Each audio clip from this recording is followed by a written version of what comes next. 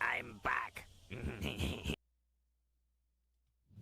It's now time for The Sit Down with Don Tony. The Sit Down, where Don Tony talks one-on-one with his followers. What are you looking at? About the world of pro wrestling, pop culture, and so much more. The Sit Down with Don Tony. And now, your host, Don Tony.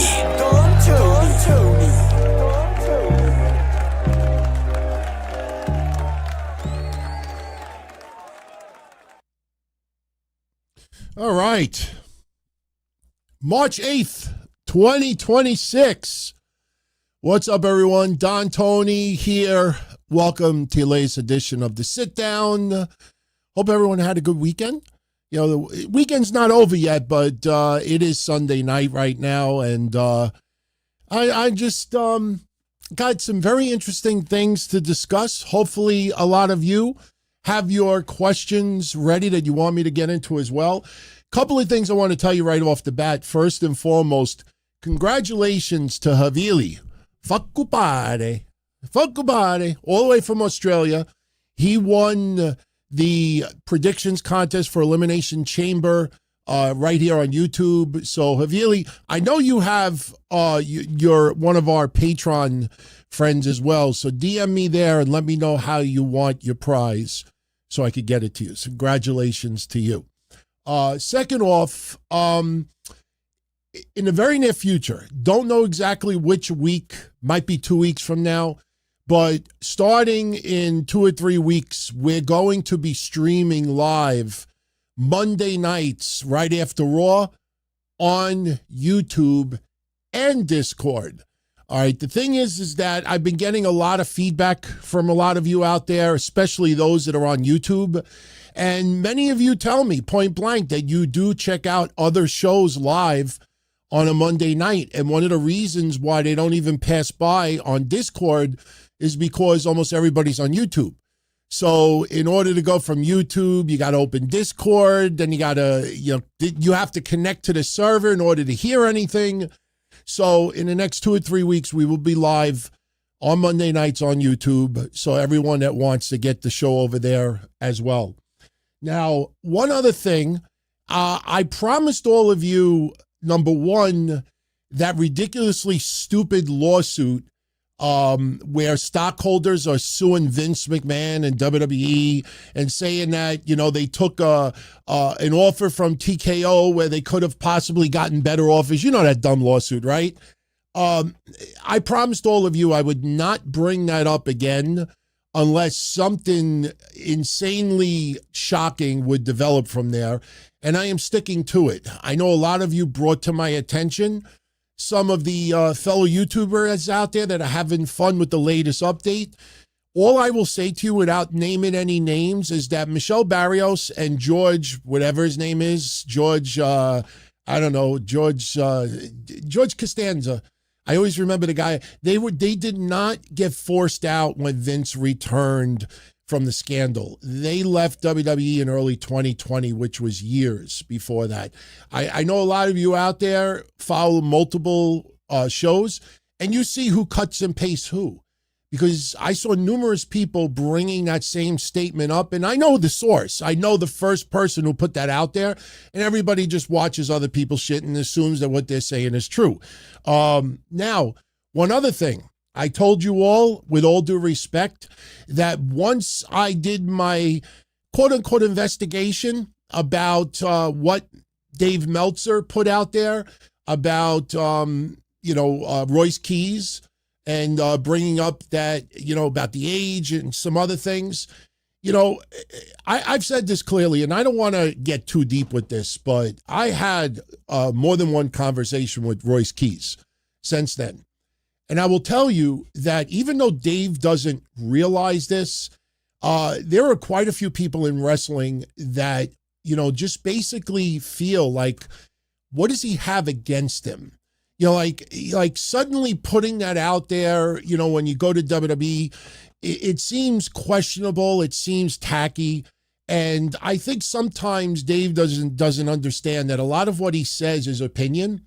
Like, case in point, how many of you out there saw all the websites saying the last 24 to 48 hours, the real reason why Road Dogg is gone from WWE? The real reason. Just go on YouTube and just type in the real reason. And if you go check out these news articles and shows, all it is a quote from Dave Meltzer saying that this has been brewing. This has been brewing. That's not the real reason. That's an assumption. All right. But again, your words extremely matter when you have 1,000 bullshit websites that are looking for any type of ad revenue for OnlyFans money. OnlyFans money. All right. Because these websites will watch every little thing you said. Case in point, I saw this weekend Jacob Fatu, 41-year-old, rumored to be the next to feud with Jacob Fatu. Who the fuck cares if the person is 41, 31, or 21?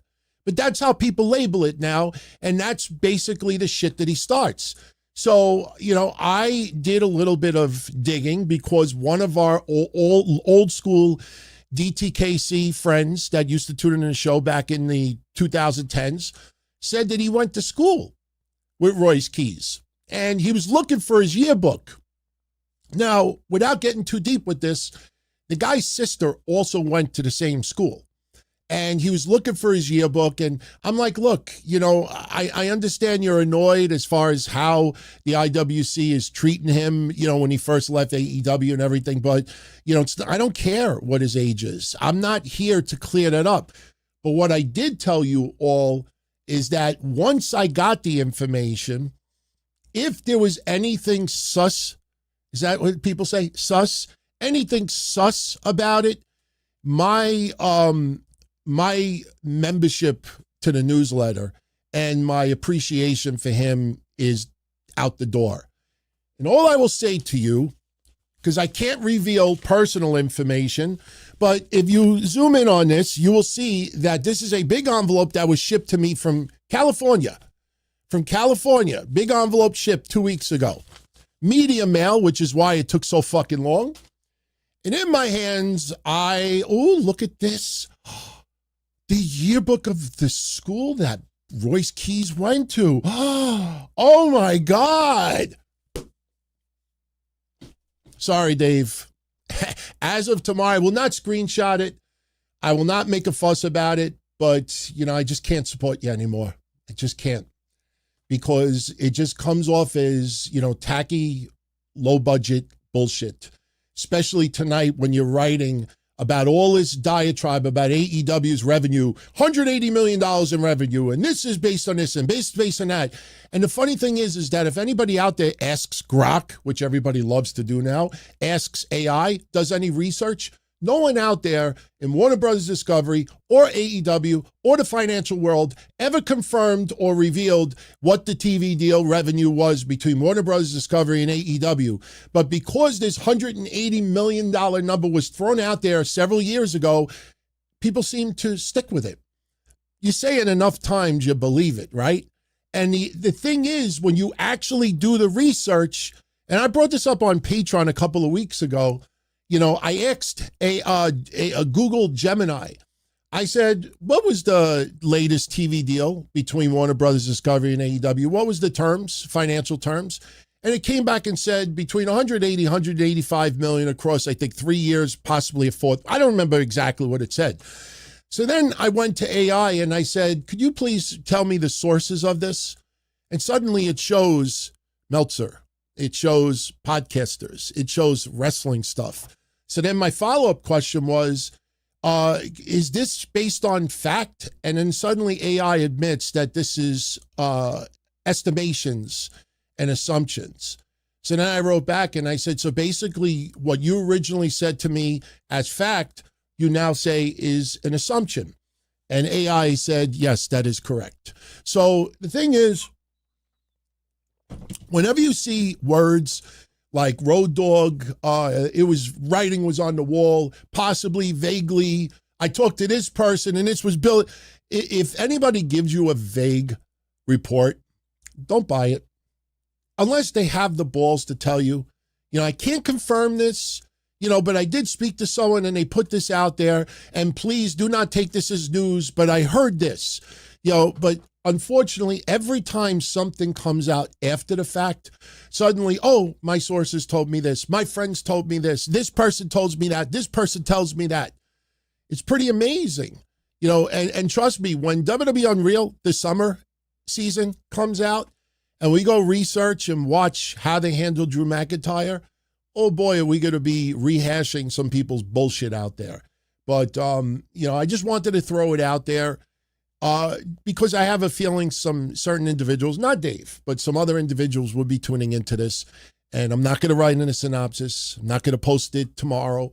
All I'm going to say is, yeah, our sus turned out to be pretty accurate. What a dick move, man. What a dick move, because that trickles down to real life, and that trickles down to family.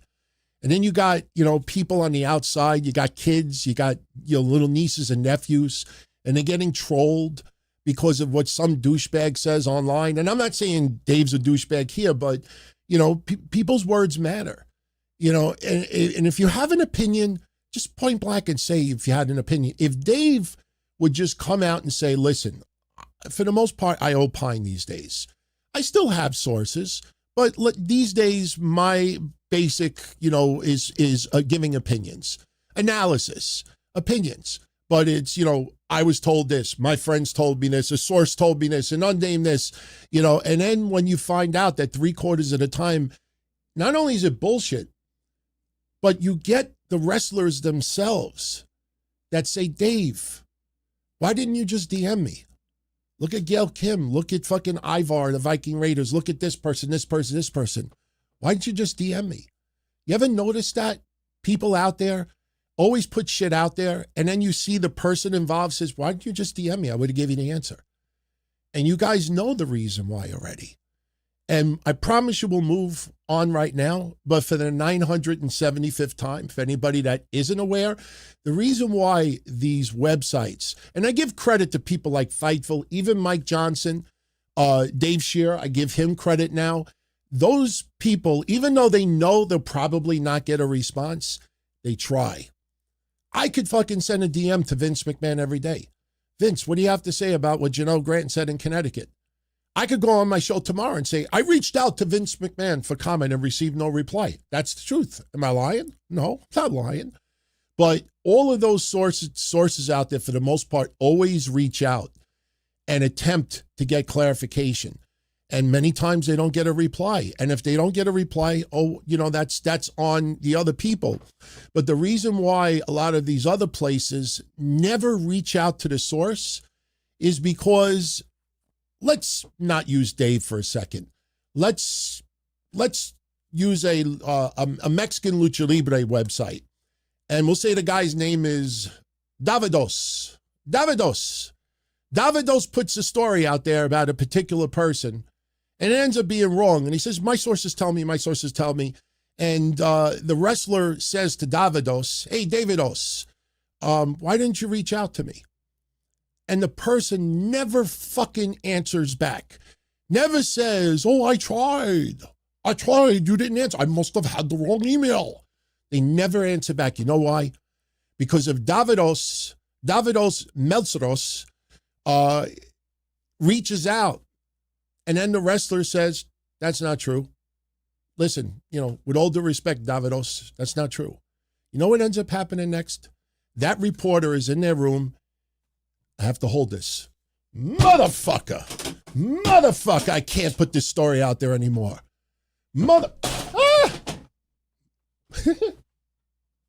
I got to return this yearbook. You had this stroke? No, I'm fine. I dropped something. I got to return the yearbook. It fell on the floor. So, they never reach out, because if they get the wrong answer and they put it out anyway, then how does that make them look? It makes them look even worse.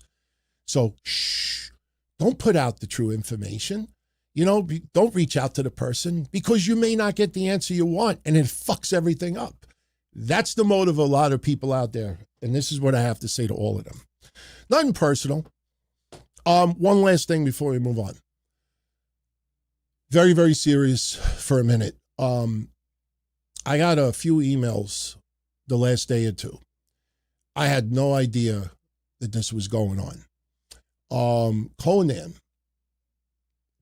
very beloved, obviously, our neck of the woods.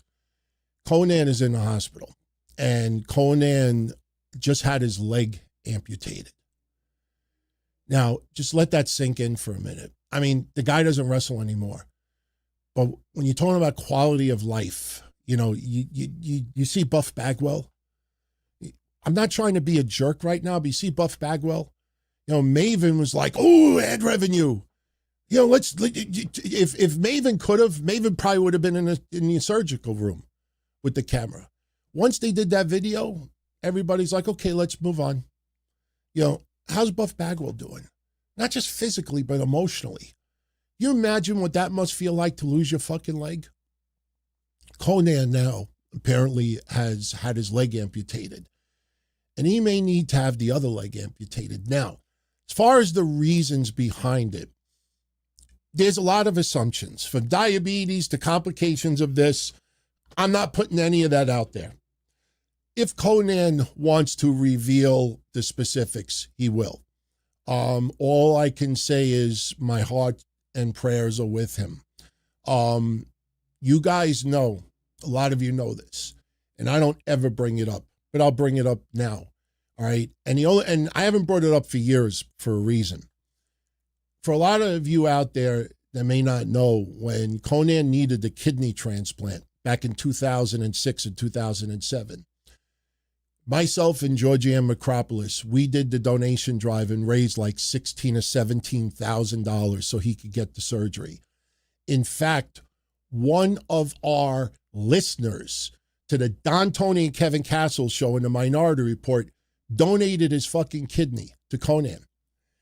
When Feinstein, I wanted to punch him in the mouth at that time, but Feinstein spoke to me after and said he really didn't know. But Feinstein had someone who offered their kidney also to Conan. But I think originally it wasn't a match or something didn't go right. And when Feinstein put out the story, when he did the shoot interview and put out about the kidney drive, he never acknowledged the right person who donated the kidney. And it was one of our listeners. And it was so inspirational at that time. And, you know, obviously, Conan's a very special person to me. Unfortunately, several years ago, I had brought it up once or twice on a show for a particular reason. And you had trolls that were immediately going to Conan and saying, you know, what do you think about de Blasi still bringing up raising the money and trying to get clout over and this and that? And Conan was like, you know, he was taken, you know, back by it. Then I reached out to him and shared with him the clip. And he's like, bro, you don't have to worry about it. I totally understand. I know what these motherfuckers do out there. And I said, you know, unfortunately, I got to keep my mouth quiet, even when you do talk about something else that might be a good segue, because people just get, for some reason, angry and miserable and just turn into assholes when they see other people do good things. But I only mention it now to emphasize how much that man we care about. We care about him. And, you know, when I got to know him a little bit personally back then and understood what happened with TNA, you know, at the time, which there was a lot of fucked up shit as well, it was a messed up situation. And this was a guy that was in dire need of a kidney transplant. And, you know, to me, it's one of the most beautiful accomplishments that, you know, I was able to do.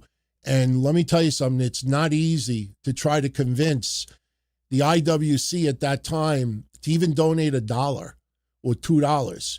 We had about 2,000 or 3,000 donations that were about $1 or $2 through PayPal. For real.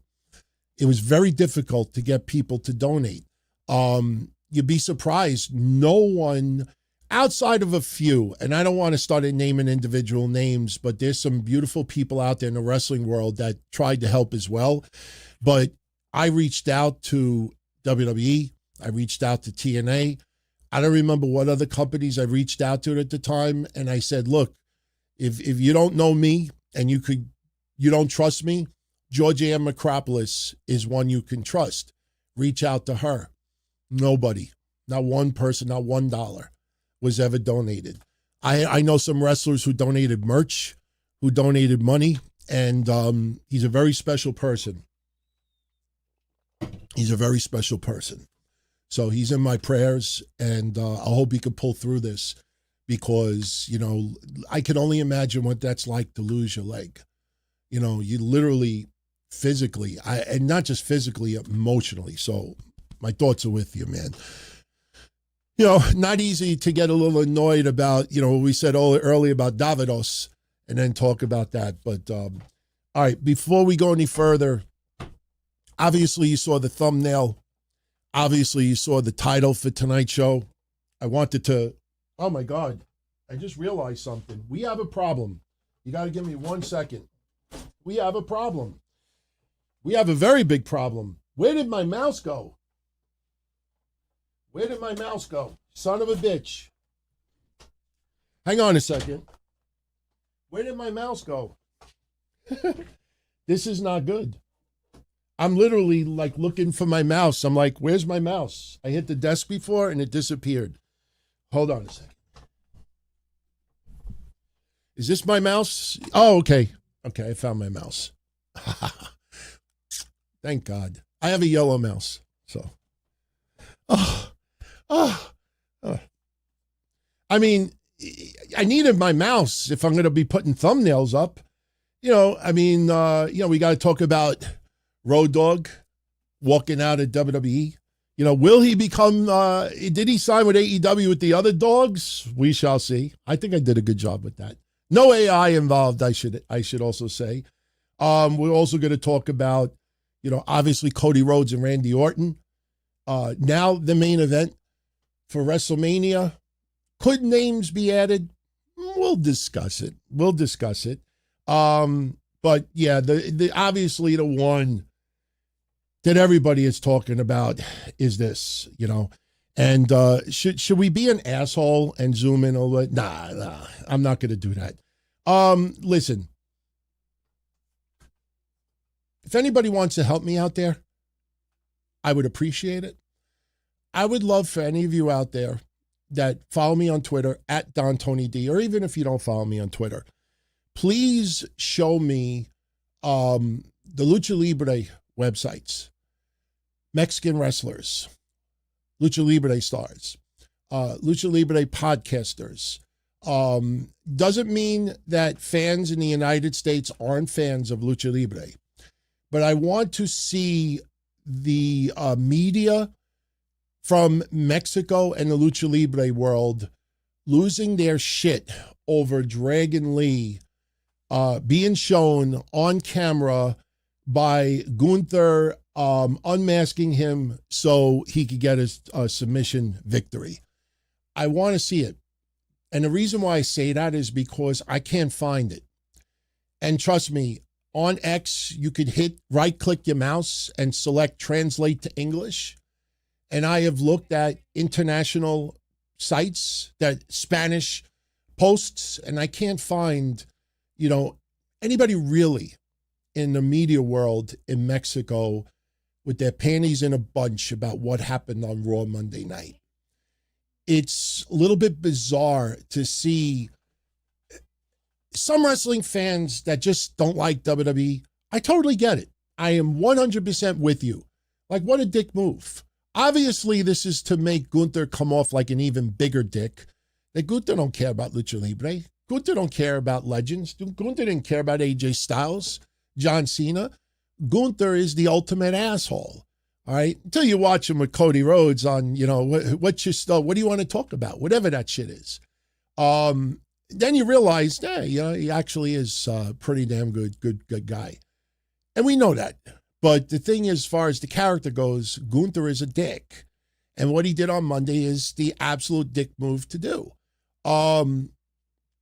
So my thoughts on that, Dragon Lee was a willing participant.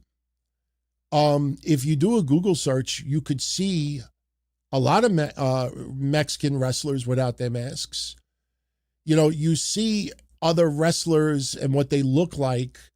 Yes, WWE doing it on camera comes off as a big fuck you to Lucha Libre, even though they have given so many additional eyes to the AAA product. And now the line is in the sand. AEW and CMLL versus AAA and WWE. That's what this comes down to. All right, because here's one thing that you cannot do on X or Twitter, however you still view it. You can delete your history. You know, you could scrub your account. You could do it right now if you want. What you can't do is you can't rewrite history. And the thing is, if you want to entertain yourself, and I'm not going to put any names out there, but if you want to entertain yourself, look at some of the angriest, most outspoken, most unhinged people in the wrestling media world, especially, or those that are influencers. You know, just go on their profile and do an advanced X search and just type in the words Lucha Libre. And take a shot every time you see a post about Lucha Libre. Prior to CMLL getting involved with AEW. Prior to WWE getting involved with AAA. If you take a shot every time they wrote it, you won't even get buzzed. Doesn't mean every single person is like that. I agree. I think CMLL might have had the best year outside of WWE in 2025. CMLL was almost dead in the water after the pandemic. CMLL was really, really, you know, I would have called it the Mexican version of NWA, because I feel NWA never recovered from the pandemic, which is unfortunate. I know he's trying. Billy Corgan is working his ass off, and all the wrestlers in AWA are working extremely hard to try to make that product bigger, more profitable, and, you know, just more successful. And they're having a very difficult time doing it. But if you look, for the most part, outside of the English-speaking audience, you go to the Latino world, you will find next to nothing. Doesn't mean you won't find any, but you'll find almost nobody unhinged about that. What does that tell you? I mean, you're talking about people that are getting, like it's almost as if you kicked their dog. You know what I mean? This was bizarre. And yes, I did see some of the feuds going on with Sean Ross Sapp and others out there for posting. So, you know, my take is this. I'm not taking sides with anybody there. But as far as I'm concerned, pay very close attention to my thumbnail. Pay very close attention. Chat room, who's the first person that could tell me what they notice different about this thumbnail? What's the first thing that you see that seems different? Can anybody figure out? Who's the first person I could shout out? He says no shadow. No, that's not it. What's the first thing that good try, Striker. Big Timer says it's Stardust. No. Tyrannosaurus Thunder says Dragon Lee looks like Robin. Nope, not him. It's not clipped. All right, does anybody notice anything different about the picture other than the fact that it's in very good quality? No, there's no big penis involved. Nope, no face paint. He put black, paint around the eyes. Thank you. Roderick Howard nailed it. I changed the logo from Slim Jim to Snickers because my answer to all those people unhinged is you eat a Snickers bar. You're awfully fucking cranky when you see, something like this go down on WWE television. Eat a fucking Snickers bar. That's my answer to it. Dragon Lee didn't lose no sleep. If you look hard enough online, you will see pictures of Dragon Lee. Oh my God, it happened on WWE. They hate Mexican culture. They hate Lucha Libre. Oh, fuck out of here. That deep? That fucking deep? No. Have a Snickers bar. You'll feel better afterwards. As you could see, I've had numerous Snickers bars, and I didn't even have to get cranky to eat them. So that's my answer to it. So my reaction to the reaction that I saw on Monday was, not only was I going to post this, And not only was I going to replace the Slim Jim logo with Snickers, but I was going to make sure I was going to find the most highest of definition so we could zoom in. So you could see clear as day. Oh my God, you could even see the bags under his eyes. Oh my God. What the fuck is wrong with some people out there, man? Seriously. Unbelievable. What was wrong? Did you see this the last couple of days? There was like legitimately, I'm going to show up at your house and kick your ass fighting. That's bizarre. That's weird. I could see people that are very, very, very religiously hardcore to the Lucha Libre culture getting upset at this. All right. And even that, I would say, look, calm down for a second. But to turn around and to get that unhinged for a little split second because of Gunther. Gunther, I could see if it was a Creed brother.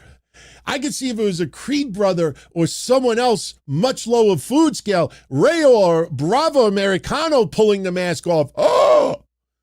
Then I could say, okay, why would you, what do you gain from that? But this is Gunther just notching off another check mark in the dick department. He's a dick. Whoever finally beats the shit out of Gunther and makes him bleed, ooh, that's going to be nice. That's going to be nice. So that's my take. I know a lot of you wanted to hear my take. I waited till I sit down to bring it up. Also, a couple other things very quickly. All right. Hit the road, dog. Don't come back no more. If you saw SmackDown on Friday, if you saw social media watching SmackDown on Friday, you saw something very, very interesting. People were like, maybe Road Dogg wasn't the problem after all. Did you see how many people were complaining about SmackDown on Friday? Was SmackDown awful on Friday? No, but obviously there was a lot to be desired. But I was blown away at how many people on Friday were saying, maybe the Road Dogg wasn't the problem after all. Listen, Road Dogg wasn't the problem until all you motherfuckers saw WWE Unreal. When Road Dogg is like, I want to put the belt on Chelsea. I brought this up on Patreon Thursday. All right, Road Dogg is saying on WWE Unreal he wants to put the belt on Chelsea Green. And then in the creative meeting, like, who would you have a feud with next? And you have the cameras. And, Meanwhil's like,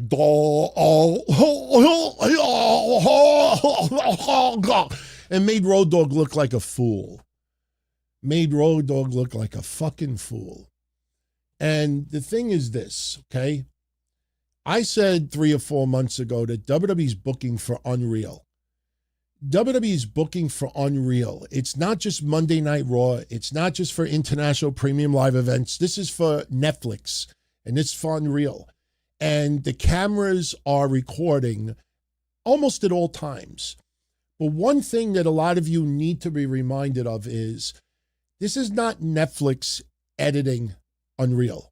Netflix executives don't all watch WWE programming, all right? When you see a lot of Netflix executives that were ringside for the first ever Raw, I guarantee you most of those motherfuckers knew who Hulk Hogan was and maybe Undertaker and maybe a few of today, but a lot of them you could see deer in headlights like, why are we here? Okay? So when Michael P.S. Hayes has the audacity to go on Undertaker's podcast a week ago and say, I said a lot of additional things about Chelsea Green and Netflix edited it out. You're a fucking liar. Why would Netflix, who probably doesn't know anything about you unless maybe they Googled it and they're like, wow, this guy is a racist? Like, they don't know who Michael P. You think they go back like, oh shit, I remember those days, the Freebirds, remember? I remember that, Freebirds, Bad Street, USA.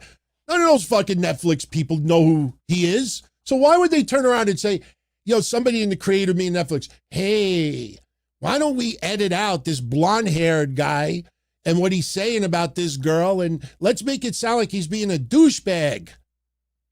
Why would Netflix edit that out? And not only that, why would WWE leave it in?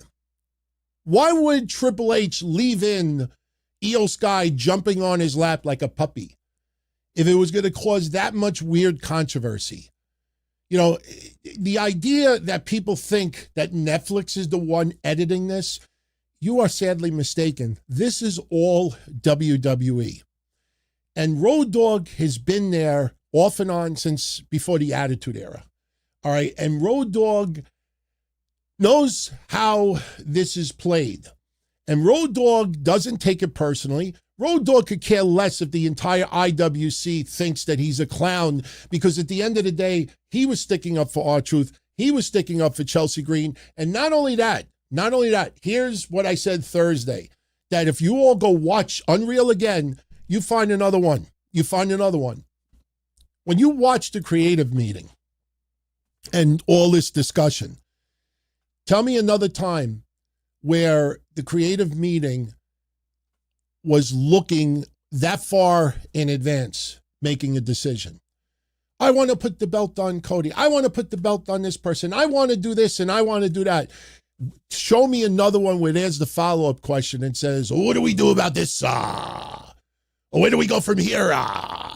Who would you have a feud with next? You won't find it. Road Dogg was the only person at that moment where they were thinking 5 steps ahead. And so you could see where this is going. Road Dogg being forced out because the IWC is calling him a clown because he had no answer to the Chelsea Green thing. That's on WWE for leaving that stupid shit in there, for leaving that dumb shit in there. And honestly, I would not be surprised if Road Dogg down the line, I don't know, this is just my assumption, I would not be surprised going forward that because WWE's booking so hard for Unreal, that I think some people behind the scenes are getting frustrated with it. They're getting frustrated. You know, you look at Jade Cargill and Rhea Ripley. Just take a step back for a second. Think about the investment that WWE has put in Jade Cargill. Think of the investment Jade Cargill has put on Jade Cargill. Think of the investment of her being in the biggest game of all and having the platform to become one of the biggest superstars in women's wrestling recent history, okay? You think Jade Cargill, being a veteran online, being in the position that she's in, that suddenly she's going to turn into an, pardon my language, into an absolute cunt on social media, going after the biggest woman in that company, Rhea Ripley. Just take a step back and think about that for a minute. Why? What would be the purpose? Okay, what would be the purpose? And if anybody tuned in to last week, I said this seems awfully similar to Charlotte and Tiffany Stratton. Like suddenly there's this weird beef that crossed the line and, you know, this and that and blah, blah, blah, blah, blah. And, oh, you know, and I thought this was all done by design to add more drama to WrestleMania. I don't give a fuck what was shown on Unreal the last time around, because I compare this to Seinfeld.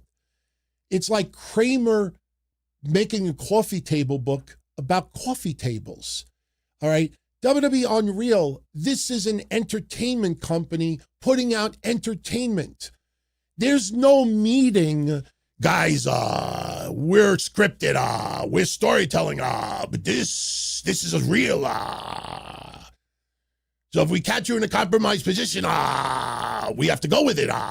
We have to work around it.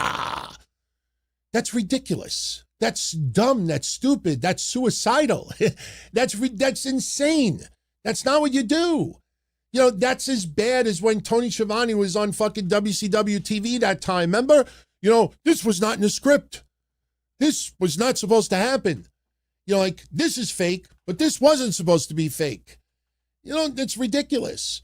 The idea that Jade Cargill would suddenly turn into a hood fill in the blank, talking that way about Rhea Ripley.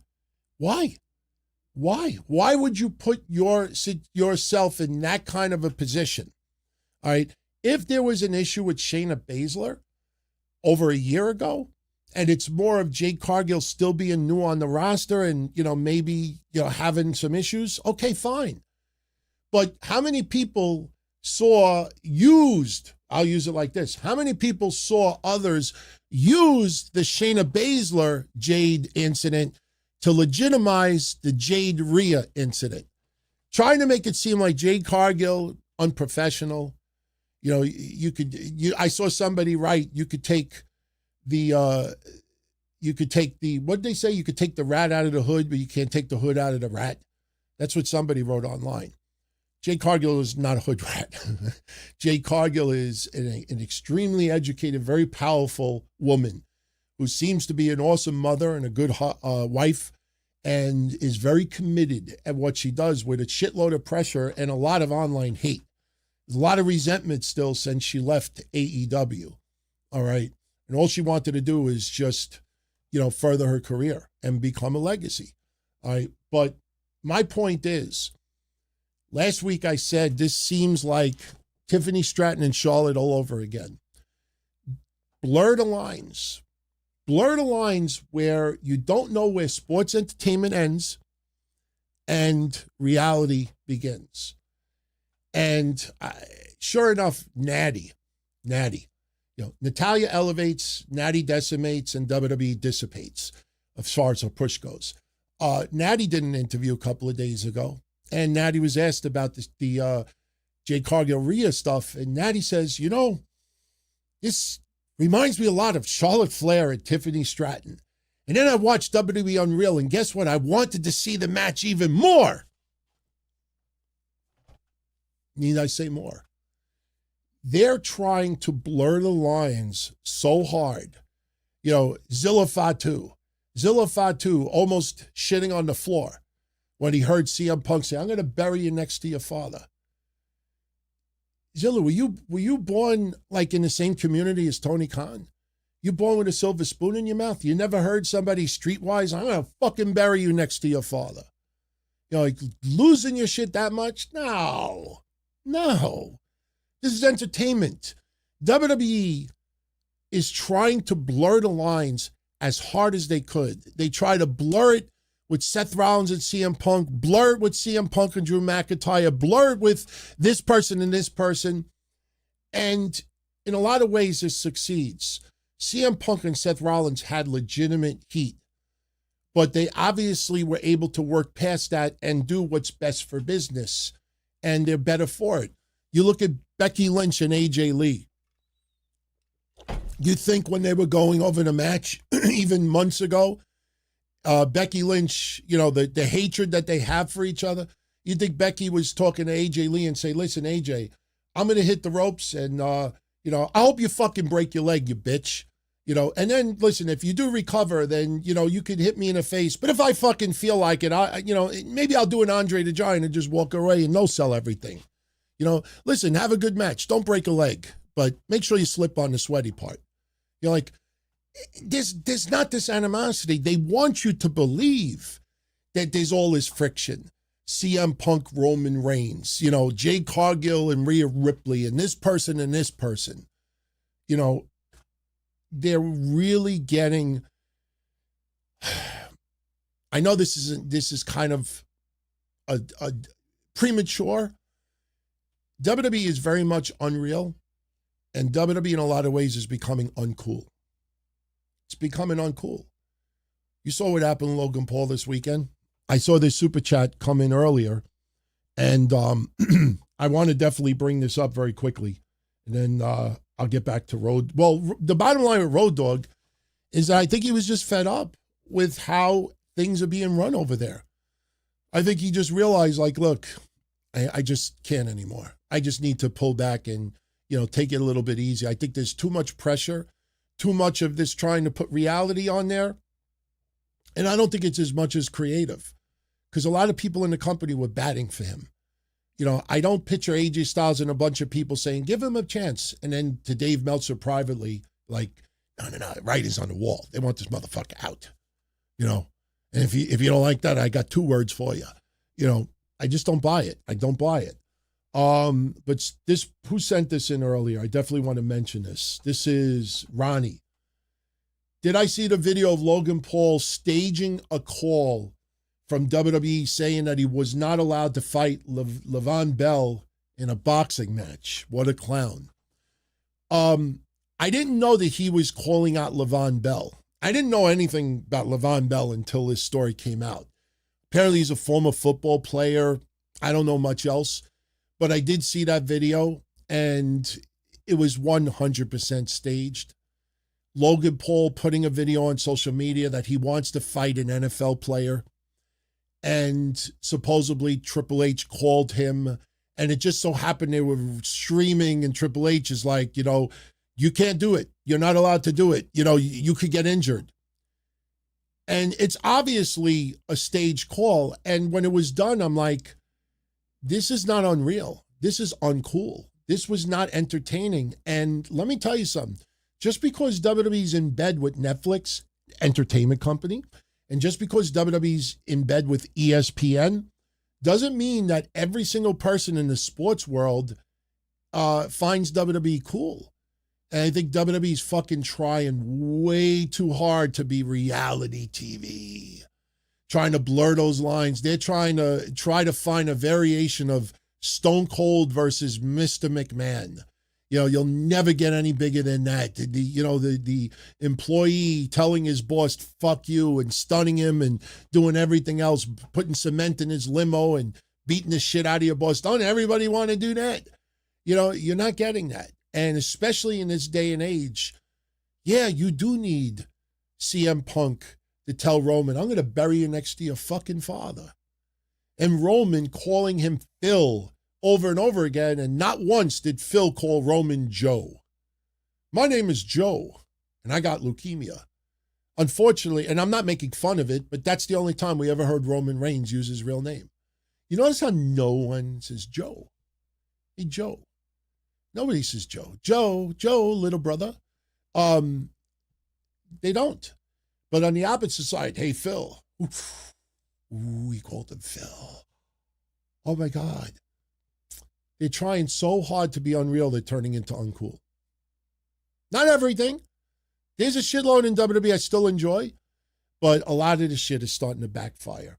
And that stuff for Logan Paul, I'll say this in response that I thought was pretty funny. When he wrote Le'Veon Bell, I thought he was talking about the ball guy. That family with the ball, with the kids that were on Raw that time, and they used, I think, the N-word or the F-word or something like that. I thought he was talking about him.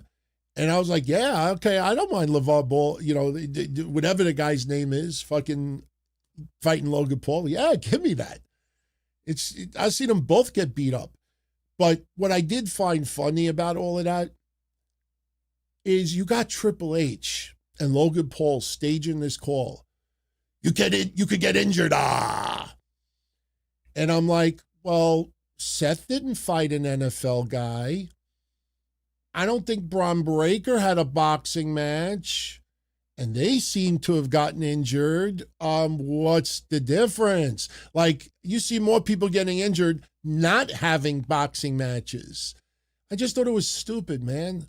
And if this is set, let me tell you something. If this sets up for something at WrestleMania where Logan Paul fights somebody, I'm going to just ignore it. I'm going to just act like it didn't happen. It never happened. Seriously, I'll fucking Photoshop that out of, my coverage, my coverage. Not interested in it. But I thought that was really tacky. I'm like, that's not funny. It's not fun. And there's a lot of people, this is something WWE needs to remember. And Logan Paul, he could have $100 million. He could have 5 trillion followers. It's kind of funny to see how many people follow him and they just can't seem to get, 1/10 of them to watch WWE television. But I will say this, he could have as big of revenue of followers he wants, but at the end of the day, this is not helping. And there's a lot of people in the real sports world that do think WWE's a joke. it was not that long ago that I brought it up very recently. We saw a Fox baseball game, and WWE was still on Fox with SmackDown. And right before, like in the afternoon, they had a baseball game, and they're like, coming up later tonight is SmackDown. And they got Cody's name wrong, and one of the guys was laughing. I don't remember the clip, but it's out there. And, people were questioning, why is Sasha Banks and Bianca Belair getting an ESPY? Why is there WWE awards during the ESPYs? There's enough people out there that feel that way. It doesn't mean because suddenly they're on Netflix and ESPN that they're accepted, across the board. And Logan Paul, that's not someone, that is going to be the right person to do this with. I know it seems like it can't miss, because if Logan Paul beats up an NFL guy, makes WWE feel more legitimate. Look, real boxing match, the WWE guy won. And if Logan Paul loses and get his ass kicked, the dick in WWE, we all want to see him get his ass kicked. So in WWE's eyes, this is a win-win. All I know is that if this develops something into WrestleMania, they better not put this on Unreal. They better not. Just like Jelly Roll. Jelly Roll, we saw Unreal, and he's talking about how to take the table spot.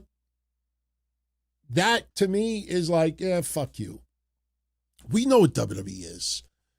But some of those things, when you see shit like that, it really, with a WWE superstar, they eat, sleep, shit WWE 24/7, 365. They eat, sleep, shit wrestling for our entertainment and obviously for their, legacy and financial gain.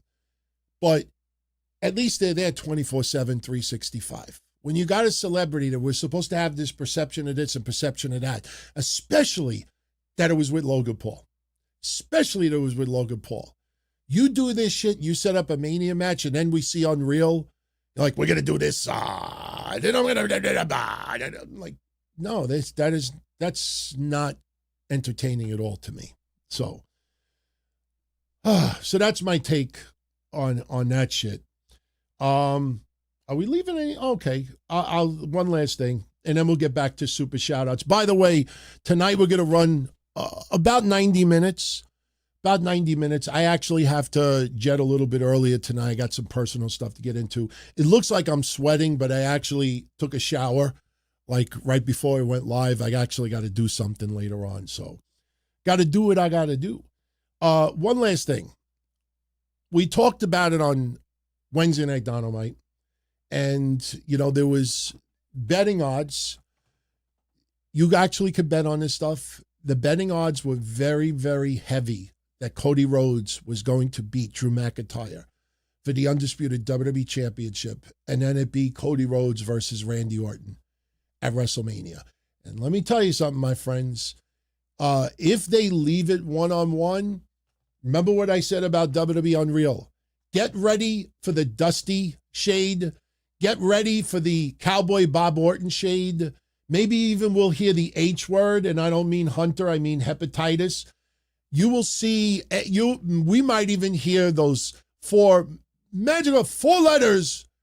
Well, it's not one word, but 4 letters, 1 word, AWOL. AWOL.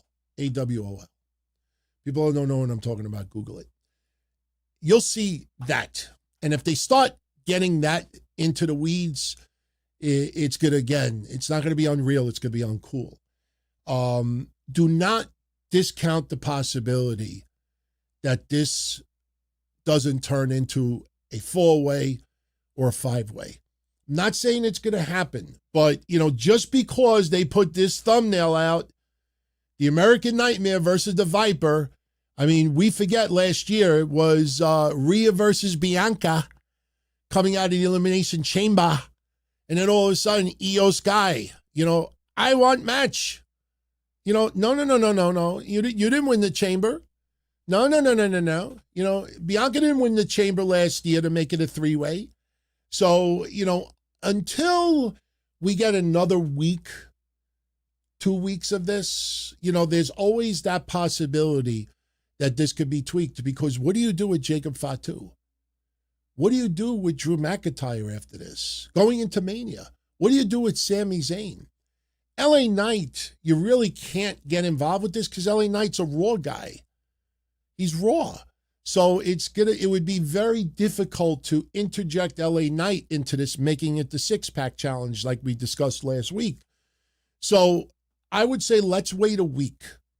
Let's wait a week and see what transpires.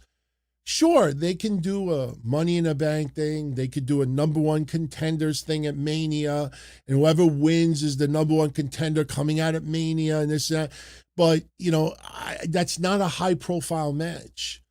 Like when I think of matches at Mania, I close my eyes and I try to envision something. And some matches, like Dominic Mysterio and Finn Balor. When we talked about that months ago, you close your eyes and like, yeah, I could see that. I could picture this, and this happening, and it makes a whole lot of sense. What I don't picture, like if I just close my eyes and I think Jacob Fatu versus Drew McIntyre versus Sami Zayn, number one contenders match at WrestleMania. No. That's a SmackDown match. That doesn't feel WrestleMania to me. So I say, let's wait a week. Let's wait a week. And Brock Lesnar now returns. Get used to it for the next 4 weeks. Brock Lesnar will be back. So let me tell you something. Someone in Connecticut better hope that they don't do a backstage segment where somebody says, hey, Brock, you see this picture? Like, unbelievable. I can't thank you all enough who agreed with me. That there were I think most people understood what I said with that, but a lot of people were kind of surprised, like, yeah, holy shit, none of those websites brought up Enzo and Lana and Cass.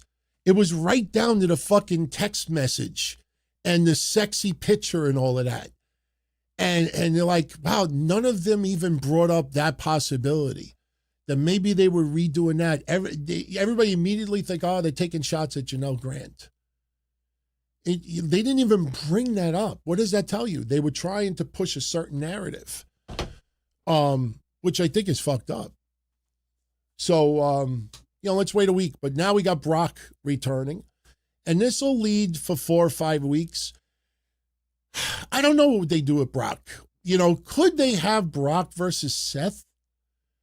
I mean, I don't know how I feel about that, because, listen, the most logical thing is Seth versus Logan Paul or Seth Rollins versus Austin Theory. And I personally don't think Austin Theory should fight Seth Rollins. I know they were aligned in the pandemic era, but that doesn't seem strong enough for me. Logan Paul and Seth Rollins is definitely something that I think people would get into. But what about the possibility of Brock versus Seth? Because Brock is with Paul Heyman, and if Paul Heyman really wants to get revenge on Seth Rollins, is there anybody bigger than Brock? So let's see what happens. We said a week ago that it'd probably be Division versus the Usos for the tag titles, because we still haven't had the reveal who attacked Jey Uso. A lot of people thought, it's Sami Zayn, Jimmy Uso. It's probably going to be Division. Maybe it's Brock Lesnar. Of course it's not. Brock wasn't there, but they'll probably say it's Division, and that's the easy way of setting up the tag title match. It is kind of funny. We're going to go into WrestleMania, and we're going to realize, wow, the Usos had a very shit tag run this time around. Their only title defense might be Alpha Academy before they drop it at WrestleMania. Just think about that for a second. And by the way, all these reports that WWE may have a record number of women's matches of WrestleMania history. Well, first and foremost, WrestleMania has not been 2 nights for that long. So that's not really a big statement to make. Number 2, the reason why they're saying that now is because there's 2 additional women's championships that were not around not too long ago. So the idea, AJ Lee's going to have a match. Rhea Ripley's having a match against Jade. Liv Morgan's having a match against Stephanie McCare. Julia's going to have a match. There you go. And now you had the tag women title match. And there you go. Oh, my God, record history. This isn't about making statements, about making title defenses. That's the only reason why that's happening.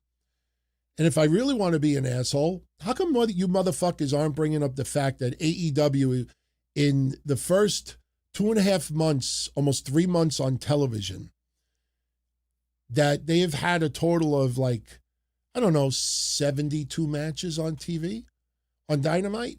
And I think, what's the percentage? 84% of the matches involve men? Only 15 to 17% of the matches on television are women. Just think about that for a second. Every week you have one, maybe two once in a blue moon. And I don't hear anybody, people bitch about WWE stuff. Oh, they had no women's matches for the first month of main event. And meanwhile, you look at Dynamite and you're like, wait a minute.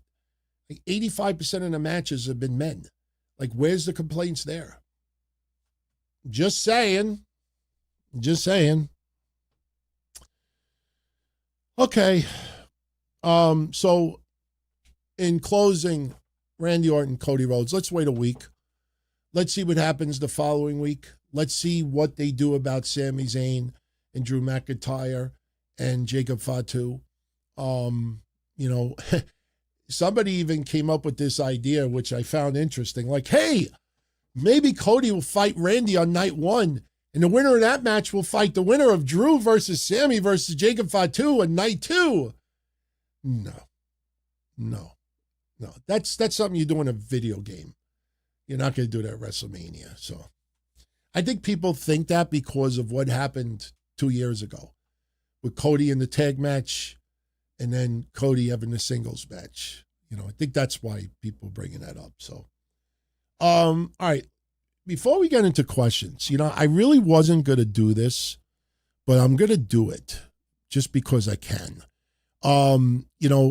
Actually, you know what? Yeah, you know what? Why not? I just want to share with you for 1 minute. I promise you it's 2 minutes long. I did the history show yesterday. I uploaded the history show. And, I opened up the show with two clips. And these clips are from last year and the year before. And when you listen to them back to back, it's kind of amazing to hear. Because, not only did John Cena call his heel turn a year before Elimination Chamber. Let that sink in for a second. A year before Elimination Chamber, John Cena pretty much called his heel turn. Then you go 1 year later, and AJ Styles called that he was going to retire in 2026. Keep in mind, these were a year before anything was on television. So I just want you to hear very quickly what John Cena said a year before Elimination Chamber and what AJ Styles said a year before his announcement. Just give this a quick listen. John Cena calling his 2025 heel turn a year in advance this week in 2024. AJ Styles calling his 2026 retirement a year in advance this week in 2025. Chris Van Vliet be getting scoops. And at the time these interviews go down, we don't even realize it. Let's open up with two clips. Both went down this week in history. First, John Cena, this week in 2024, talking to Chris Van Vliet, primarily to promote the movie Ricky Stenicki.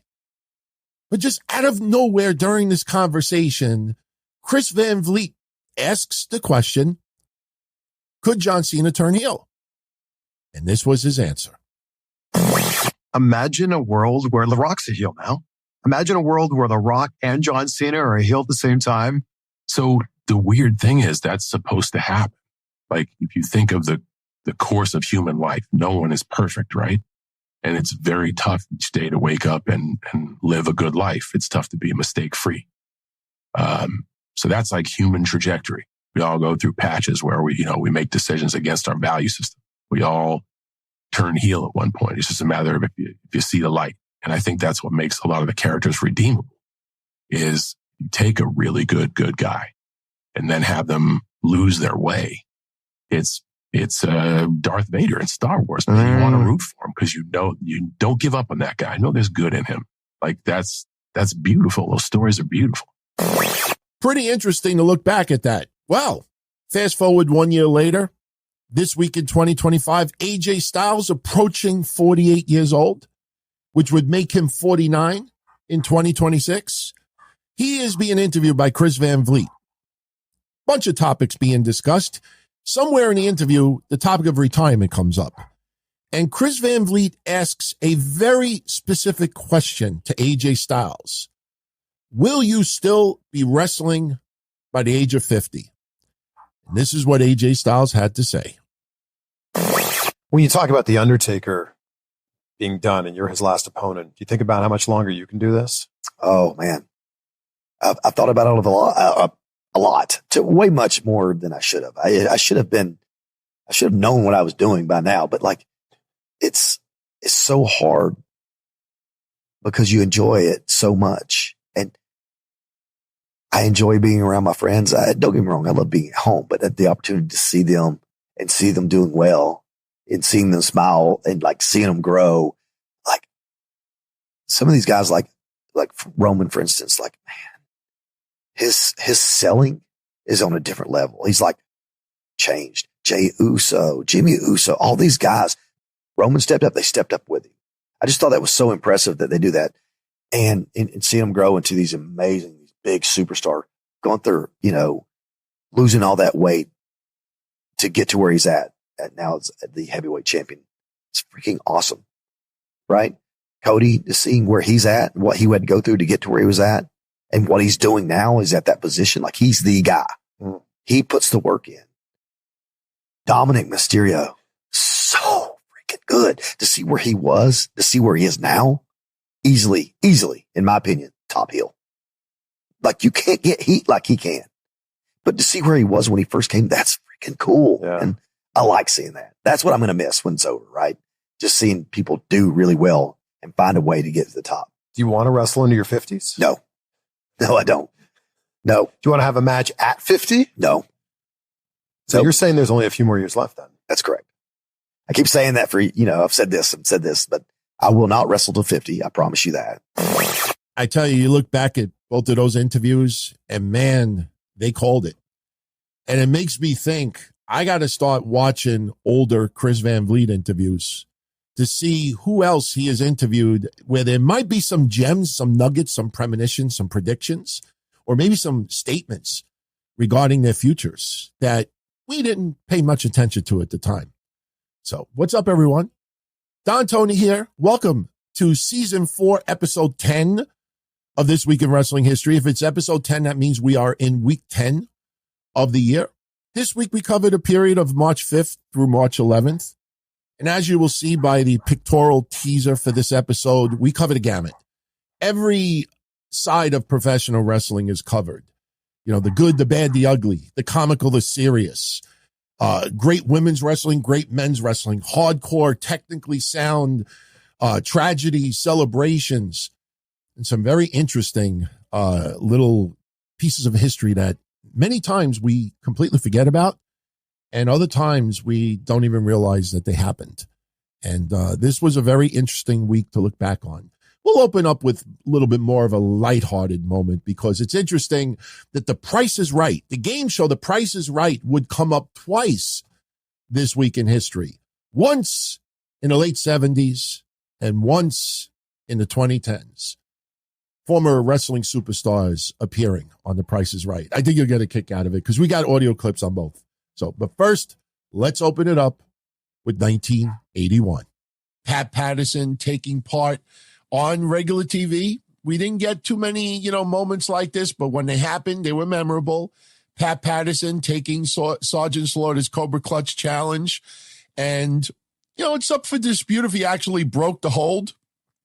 But this started the feud between Pat Patterson and Sergeant Slaughter, and that ended up with that infamous boot match I think they had at the Garden where Slaughter just bled like a pig that night. So it was pretty cool, 1981, to be watching Championship Wrestling at midnight and seeing how this all went down. Now, also 1981, last year, we played the clip of Brian Kendrick appearing on The Price is Right. Now, Drew Carey was the host at that time. And it's funny because when that happened, people were surprised that TNA didn't even promote it or plug it or anything, especially since Brian Kendrick was wrestling for TNA at that time. I think Kendrick himself was pissed off about it, and he wrote it on Twitter. So, yes, that is part of this week's history, just mentioning it. But thank you to everybody who sent this to me last year. The show was already done, so obviously it wasn't going to be added. But almost to the date, 30 years before, you had Ox Baker appearing on The Price is Right. And the host at the time was Bob Barker. Obviously, he is always known as the host for Price is Right. And Ox Baker didn't do bad for himself. If you want to see the footage, it's on YouTube. Very charismatic, and just a little tidbit that people might get a kick out of. For all you fans of the movie Escape from New York, Ox Baker was in the movie fighting Snake Plissken. But believe it or not, Ox Baker's appearance on The Price is Right was aired this time in 1981. Escape from New York was filmed already. It was completed in the winter of 1980, and it would be released in movie theaters the summer of 81. So this appearance on The Price is Right, Escape from New York, was already done. But nobody knew until the movie came out a few months later. So here is Ox Baker's appearance for The Price is Right. Who's going to join us next? Bob, it's going to be Douglas Baker. Come on down. You're the next contestant on The Price is Right.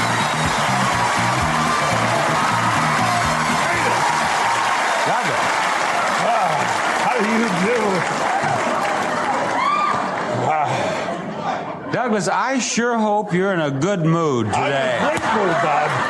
What does it say there? Big, mean, and ugly. That's the people that like me. What does it say on your bag? My name, Ox. I don't want to get lost. Ox Baker. Yes, sir. Ox, what do you do? I'm a professional wrestler, sir. And you've probably thrown countless guys out of the ring. Ooh, I beat them up. I bet. Especially if I don't win. That's what I'm thinking.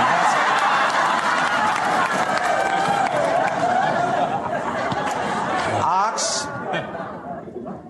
if you don't win, I want you to pick up the producer and throw him clear through the wall. Okay? Yes, sir. All right, Ox, then we'll go on. Here comes the next item up for bids right there. It's a new wall clock. This Hamilton Railroad regulator-style clock is fashioned in solid oak, features an 8-day key wind with Westminster chimes. Truly a conversation piece from the Hamilton Watch Company. And Douglas, you got to bid on it first. $215. $215 to Valerie. I'll say $495. $495, and we want to hear from Donna. $150. $150. How about it, Rosalie?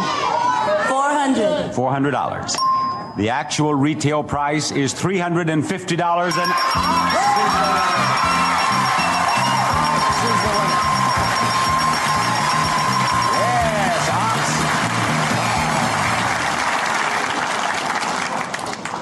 Ox. Now the best two-looking men in the world are on this stage right now. You took the words right out of my mouth, Ox.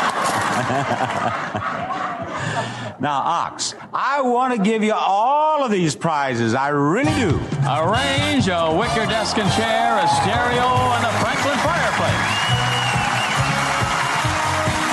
First, this early American-style Franklin fireplace with energy-saving glass doors makes a beautiful addition to any decor. It's made of solid cast iron by Atlanta Stoveworks. Second is a range.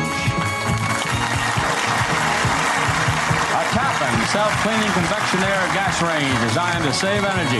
Featuring automatic pilotless ignition, automatic digital clock to start and stop the oven automatically from Tappan. Next, a wicker desk and chair. From Aaron Brothers Art Marts, a handmade desk and chair in white wicker. Be surrounded by beautiful furniture while you balance your budget and splendor with the help of Aaron Brothers Art Marts. And finally, a stereo. A Pilot audio tower system with AM/FM stereo tuner, integrated amplifier, record changer, cassette recorder, plus speakers. Pilot, a division of Morse Electro Products. That's a first. I sincerely apologize. I've been doing this since 1997. And me, like, especially at night, I don't get calls at night. Before my wife started living with me, she would call me at night. I never get phone calls this late. I said earlier that I was going to be doing the show for about 90 minutes today, that I had to take care of something afterwards. That's why I said I took a shower before and everything. I'm not going to bore you with this, but I'll just tell you very quickly. Good friend of mine has been dealing with cancer and has been going through a hell of a lot. And tonight, a bunch of my friends, only lives 10 minutes away, a bunch of my friends were going to show up at his house and just surprise him, a little late night coffee, maybe play a little cards, something that we always used to do. And I figured I'd finish the show tonight like around 9:45, around there. And then all I got to do is just put on a pair of jeans and go and leave here like 10, a little after. Stay until about 12 and go home. So my friend just called me up and said that we don't need to go to his house because he just passed away. And there's some pretty wild circumstances surrounding it. So now what I have to do is my friend is going to get in touch with some of my friends and, tell them what happened. But, I don't want to say on the show, I mean, trust me, it's better we change the subject, but that's fucking crazy, man. 1 minute you're going to see a friend that's been dealing with cancer, and then you find out that he just passed away. And I'll say this, okay,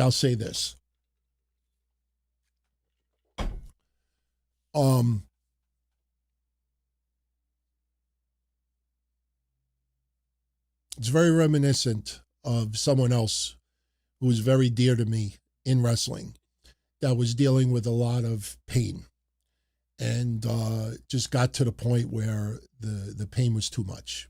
That's all I'll say. So I apologize. I mean, honestly, for everybody who's live, I am editing this out on the audio part. So you won't hear this on the audio part, but I've been doing this for almost 30 years. And this is the first time live on a show I get a phone call, from a good friend of mine telling me that my friend basically just passed away. So I appreciate it. Listen, for everybody who stuck around, I don't know how long I was on the phone. Might have been 5 or 10 minutes, but that never happens. And that was pretty wild. I mean, as you could see, we try to be upbeat about it, but that's crazy, man. That's crazy. That's insane. So anyway, if you heard the AJ Styles, John Cena stuff, it is pretty wild to look back a year before the Chamber and John Cena kind of setting up what he was going to do with his character. That's why the idea that they had this brainstorm with Travis Scott, like, oh, let's do this. It kind of feels like, what would have been the plan if John Cena with his final year? You know what I'm saying? I mean, I know Unreal tried to portray it a certain way, but when you hear that and you realize that was a year before Elimination Chamber, what does that tell me? That tells me that there's a lot more discussed that is kept quiet. And then obviously when the idea of Unreal came out and Travis Scott became available, then they tried to make it seem like, oh, we kind of like backed into this. You didn't need Travis Scott for John Cena to turn heel. I think we all agree on that. So it kind of just feels like the plan was that anyway, but once Travis Scott became available, they figured, oh, this is a way we could get this person involved and this person involved. No matter what, definitely did not work out all that well. Although I will tell you all this. If there's anything that you should go check, if you go back 1 year, because this week is the 1 year anniversary, you got to go back a year ago when WWE went to Brussels, Germany. And this was the first promo that John Cena cut after turning heel. Remember the little chubby kid that he embarrassed in the audience? Remember the little kid with the John Cena hat and the shirt and everything? You got to go back and watch that clip and just listen to how much heel heat Cena had that night. And what's beautiful about it is WWE, which they don't do all that often, on their YouTube, they didn't censor anything. So you hear the crowd, shut the fuck up. And the trolling, the hate was just going on and on and on and on. And it's pretty wild to look back on that. I mean, the first week after turning heel, and I know it was Germany and everything, but boy, it might have been Belgium. It might have been Belgium. I take that back. But either way, it was insane to see that kind of reaction. So, okay. So, listen, what time is it right now? It's 9:30. Let's go to the questions. Let's spend like 15 minutes, maybe half hour doing questions. I definitely don't want to end the show on that note because, and there's not much else I could do right now. I'm sure my phone's going to blow up later on. In fact, what I am going to do is I'm not turning my phone off, but I'm putting it on silent because I just don't want the ringer to start going off. But, all right, before we go to the chat room, got a couple of super shout outs that I definitely would like to acknowledge, if that is okay. Chainsaw Charlie, thank you for the 20 spot, my friend. Hey, Don, you said that egg and box reveals were always disappointing. What about mine? That's a good one. I swear on my family, I was live for that reveal. I don't remember who told me. Somebody told Matt Zombie. Matt Zombie told me, and we all went and saw live when Chainsaw Charlie came out of the box. I loved it because it was Terry Funk, obviously. But I will tell you this. Last week when I was talking about Danhausen and his reveal and the gobbledygooker, the difference between Chainsaw Charlie and Danhausen and gobbledygooker was that this was built up for weeks. The egg was built. It was going to hatch at Survivor Series. The box was going to be revealed at Elimination Chamber. Chainsaw Charlie was not something that, like we knew Terry Funk was returning to WWF at that time. Because, look, he had left ECW. Obviously he was on the way back. We just didn't know exactly when, and we didn't know how. But that day, I remember Matt Zombie telling me, he's going to debut tonight. You want to go? And I was like, yeah, let's go. And we just picked up and went. So the difference between Terry Funk, Chainsaw Charlie, and everything else is that Terry this wasn't for weeks. But it was you know what I mean? Like the build wasn't the same. I'm talking about a build that, for weeks and weeks and weeks. And you can't use Jericho's debut either because it wasn't a box. It wasn't an egg. It was just a countdown clock. So thank you for that, though. I really appreciate that. Todd Pelkey, I should have answered yours earlier. I probably would have a little bit of a different answer. I apologize if I keep going like this. For some reason, my neck hurts now. My head hurts. I feel strange. It's just weird to get a call like that. But thank you very much, my friend. He says, I hope you had a great weekend. I did, up until about 15 minutes ago, 20 minutes ago. You don't ever want to hear something like that. And, it's weird because someone recently asked me, like my thoughts on Mike Awesome from back in the day. And, what has changed about me over the years is that when Mike Awesome did what he did, met his demise with his own hands. I thought it was a cop-out. At that time, when I would hear stories of somebody doing that, I always thought it was a cop-out. Like, no matter what your problems is, financial, a wife cheats on you, this happens, especially when you go back at that time, and I was talking about this on Patreon the other day with Bam Bam Bigelow. I had the privilege of becoming friends with Bam Bam. A lot of you know the ECW ring story and all of his collectibles and shit. But, the one thing I'll never forget is I was on the phone with him once with the Masked Maniac. And you all are welcome to ask Masked Maniac on X if I'm making this up. But he was describing to us when he was working in WCW that he was sending all his money home to his wife, putting in a bank account, sending all his money home. And he came home after a tour. And he had not been home in, I think, like a couple of months. And when he walked through the door, the house is completely empty. And his wife literally wiped out his bank account and left, took everything with her. He still had items in storage and everything. That's why he wanted me to eBay all of his collectibles back then. But despite his wife cleaning him out, leaving, his house to an empty shell, there was never a time that the S word was ever, as far as I know, discussed. Unfortunately, narcotics would be an escape for a lot of people. That's why people drink. That's why people will do certain things. But I always thought, someone who does, what Mike Awesome did was a cop-out until it happened to somebody that I loved personally.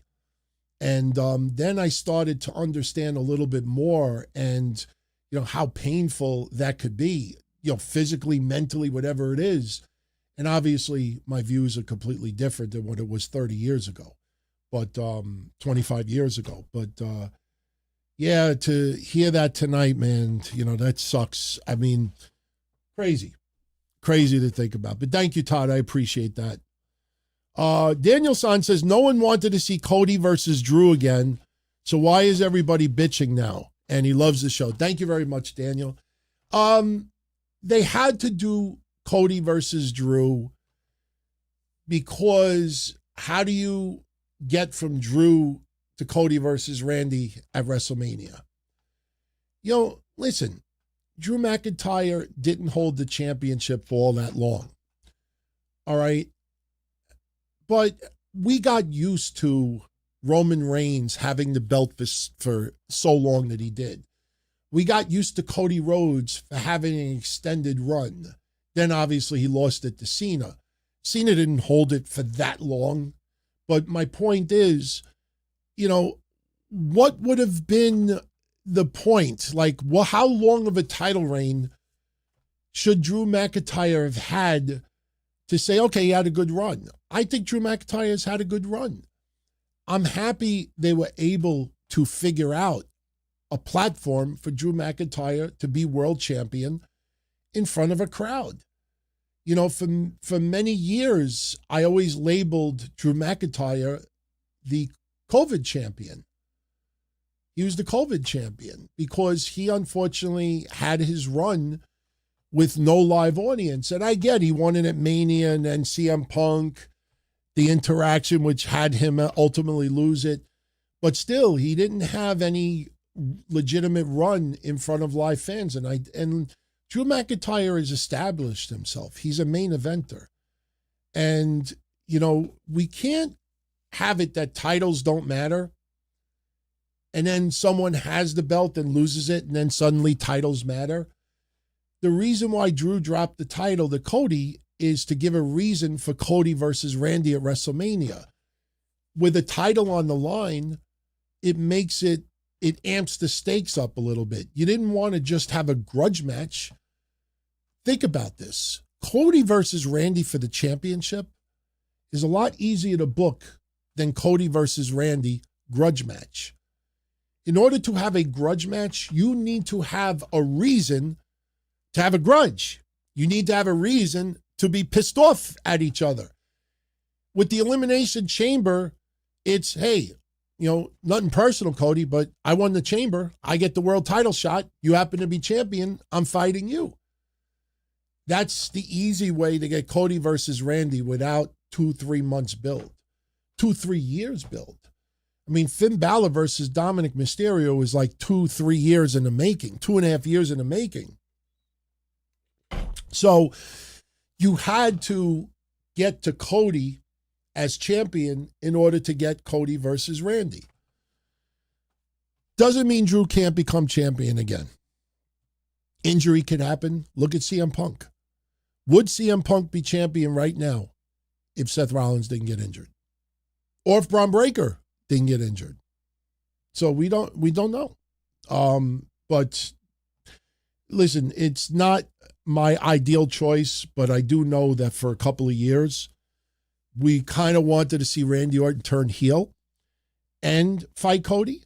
Early in Cody's run, we thought Randy versus Cody would be an easy feud to have that would strengthen Cody Rhodes' championship reign the first time around. They never did it. So now they're doing it, and they figured out a way to do it without having this long build.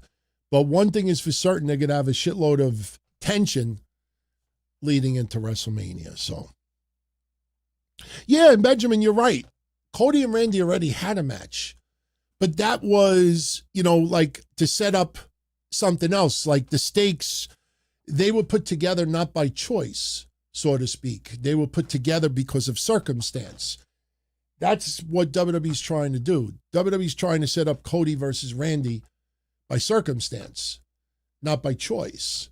If Randy would have won the Royal Rumble and Cody was already champion and Randy says, I want Cody, now it's a choice. That's why when you have the back and forth with CM Punk and Roman Reigns, think about the Shield. CM Punk didn't choose Roman. CM Punk wanted Cassius Ohno in the Shield. WWE wanted Roman Reigns in it. So CM Punk did not choose Roman, but Roman chose CM Punk for the match at Mania. So Randy didn't choose Cody Rhodes. Randy won a chamber, and that was the world championship that was available. So this is a feud because of circumstance, not because of choice, which is the same reason why they had the match before. So, did you all hear the story about Cody almost getting a legacy tattoo on his hand? That would have been pretty fucking funny, man. Especially when you think about what's going on with Ted DiBiase Jr. right now. They were all going to get legacy tattoos, and Rey Mysterio talked them. It was Kofi that talked him out of it. Kofi's like, don't do that. Don't do that. And I think Cody was going to do it because of the WrestleMania element at the time. That's a pretty wild story if you want to go look it up. So, yeah, douche. The legacy storyline is in NXT with Birthright. But obviously the names are not as big right now. I mean, Lexis King has a huge upside. Ariana Grace, I'm happy that she was able to get to the next level. She's pretty good. By the way, I did see NXT Vengeance Day. We got everything right except for Tatum Paxley. Very surprised that Tatum Paxley won the championship. But what does that tell you? They're not looking to bring Tatum Paxley to the main roster anytime soon. But everything else was good. It was a premium live event that was a fun watch, but not something that you'll really remember, a long time from now. So Jimmy Fingers, he disagrees. He says, why does Cody and Randy need a title with a backstory? They have to be in order to be a marquee match. They could have cost each other the chamber, and there's the story. Fatu and Drew could have used the title for their match. I get it, but if you're why would Randy cost Cody in the chamber? They were each, it was every man for himself. It's the same reason why you're in the Royal Rumble. If Randy wasn't in the chamber and he decides to show up and cause Cody the match, then obviously the question is why? Why did you cause Cody the match? If it's just, well, we were in the chamber, so, we're fighting and it's every man for himself, well, that's the same reason for the Royal Rumble. Every man for himself. So the idea is we still don't know if WWE's going to turn either guy heel. We don't know. And if you're not going to turn either guy heel, then the only way you can have that match at Mania is by circumstance. Randy wins the world championship. Randy originally was fighting Drew. But then you had Nick Aldis, which, listen, I did not like the idea of this match happening on SmackDown. Even though Drew McIntyre got involved, I didn't like the idea that because if you think about it, why didn't Adam Pearce give Logan Paul a title shot against CM Punk on Raw? I know what you're going to say to me in storyline. Well, Adam Pearce don't like division. I get it. But Drew McIntyre got involved in the chamber, which cost Cody the match. But you're basically saying like, okay, even though, you fought in the chamber, we're going to give you a title shot anyway. I did not like the idea of this title match happening on SmackDown. But Randy won the chamber to get a title shot, not to screw Cody. And there's only 5 weeks left. They wasted a good year or two to build up a little bit of friction and animosity. There was a little tease here and there, but they never went forth with it. So suddenly, put it this way, you don't want people to feel that suddenly Randy and Cody don't like each other because it's WrestleMania season. They're not going to be happy with each other now going up. They're not going to go on picnics for the next 5 weeks. But the thing is, Randy won a pertinent match. Even though he defeated Cody, he didn't screw Cody. So you don't have to have that heat. You don't have to have that I screwed you over heat. Especially we don't know what WWE wants to do with Randy Orton going forward. Randy loves being a heel. But WWE also loves Randy interacting with the fans. So if they're not planning on turning him heel, then this is the only way you could go. How do you set up that match any other way? So listen, you bring up very, very good argument. And I know there's a lot of people that will agree with you 100% of what you're saying.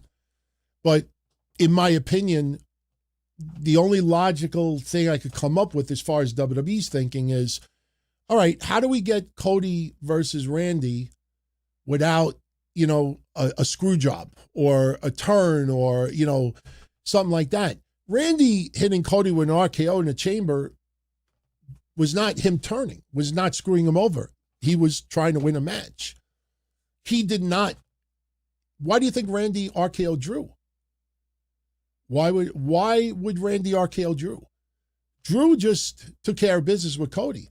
If Randy was happy about that, Randy would have just let Drew leave and Randy would have done what he did. But Randy attacking Drew is the baby face. It's the way of keeping him as a baby face. Like, look, I didn't ask for his help, but I'm in a match, so I'm not going to not take it. That's why they did what they did. So, but it's a very good argument. Bring up excellent, excellent argument. Can't disagree with that at all. So, yeah, Trick Williams, he's got it, man. You could see, you could feel it, you could see it. That guy just has it, man. That's one thing, man. You can't even compare AEW to WWE. I think it's unfair to do that. But you look at WWE and suddenly you see Braun Breaker, you see Trick Williams, and you see some of the younger stars. 5 years from now, I think they're in a good place. They obviously still need to have a lot of these big names they have right now to somehow, linger. But they are having a nice groove going forward. So, Havili, I don't know if you heard the announcement earlier. Congrats. Contest. He is celebrating 35 months as a channel member. Much love, my friend. I do appreciate you. He says, if WrestleMania 38 was not a title versus title, winner take all between Roman and Brock, what would have been the championship match at 38, 39, and 40? It's so hard to say because of Cody Rhodes. You think of Cody Rhodes. If it all comes down to Cody Rhodes, because if Cody would not have returned, I think Seth Rollins could have been put in that position. I think a lot of people expected Seth versus Roman to main event one Mania involving a championship. So, it's so hard. There is no perfect answer for that. But I will say with Cody Rhodes returning, that obviously made things completely different. I'm not a fan of WWE Unreal, but if I was, I wish WWE Unreal would have started 3 years earlier, because it would have been pretty fascinating to see how shook up those creative meetings were, realizing that Cody Rhodes is in play and he's going to return. And listen, we got to remember too, Cody didn't immediately go for the championship. Cody first feuded with Seth, and then this was the injury and the slow burn and the build. And obviously you were not going to change Roman Reigns. Roman Reigns was creating a legacy. Roman Reigns made history. Roman Reigns is going to be looked at as probably the top performer next to John Cena in the last 10 years. So Roman would have been on top no matter what. The question is, who would have Roman faced? And I think Seth Rollins probably would have been the one. And you got to also remember, they created the secondary title. Originally it was the undisputed WWE Universal Champion. And then suddenly the World Heavyweight Championship was created. And, Seth, it took a while for Seth to legitimize that title. Everybody felt there was the secondary title, so someone would have something since Roman had the big belt, which, was a little unfair, but things would have been different. Sami Zayn, absolutely. Sami Zayn could have gotten a championship match. The LA Knight could have been a possibility. There's definitely ways they could have gone. But once Cody came into play, even though Cody did not get the world title shot immediately, obviously there was a long-term plan, and that's why he was always going to finish the story. Took an extra year, but it was the Dusty chase. You look back on it, it was the Dusty chase. And then he won it, and then, you realize, okay, how does he maintain, it's a legitimate championship reign? He was, he was the top guy, but Cody's run was a little bit lackluster, because of the opponents WWE set him up with. That wasn't Cody's fault, though. No, Havili, same thing. As far as if they didn't unify Universal and WWE Championship, they had to. They had to. When you think of what was going on with the pandemic, you think of even after the pandemic, you had to, let me put it this way. You realize looking back on it that Roman Reigns had to be the top dog. He had to be the top guy, and you couldn't divide it up between Raw and SmackDown. And the only way you were going to do that is if Roman Reigns was the undisputed. That's why they started using the term undisputed. Undisputed means there's no dispute. It's not this person, it's not this person. There's no dispute. He is the champion. So even if it wasn't, Brock versus Roman, they still had to have Roman as the only world champion. Listen, I always remember that thumbnail that I made back then. If anybody remembers, that thumbnail had Bobby Lashley on it and a few others. And I wrote, be careful what you wish for. Because a lot of people thought it was a great idea to put the belt on Roman. The thing is, Bobby Lashley got hot. Some others got hot. And there was no path to a world championship run at that time because you were not going to fuck with Roman Reigns' build. And, some people, their momentum came and went. That's why I always felt LA Knight should have signed with WWE 2 years later.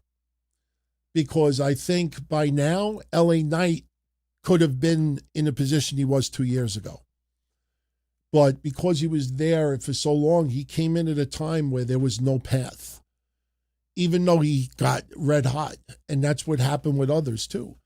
That's why out of nowhere, you got to kind of tease Sami Zayn, because Sami was red hot at one point, but there was no chance of him becoming champion. So you had to kind of shift things. So Bobby Means, thank you, my friend. Celebrating 30 months as a member of the family. With Warner Bros. Discovery and Paramount's merger almost certain to go through, do I think it's similar to AOL and Time Warner in 01? No, it's not even close, because Time Warner and AOL, once the merger was made, there was a lot of big-time losses on the books, and they were just trying to cut their losses. This is a deal where you want to get bigger, better. That's the difference. AOL Time Warner at the time, there was a lot of negativity surrounding it, and they were taking debt off the books.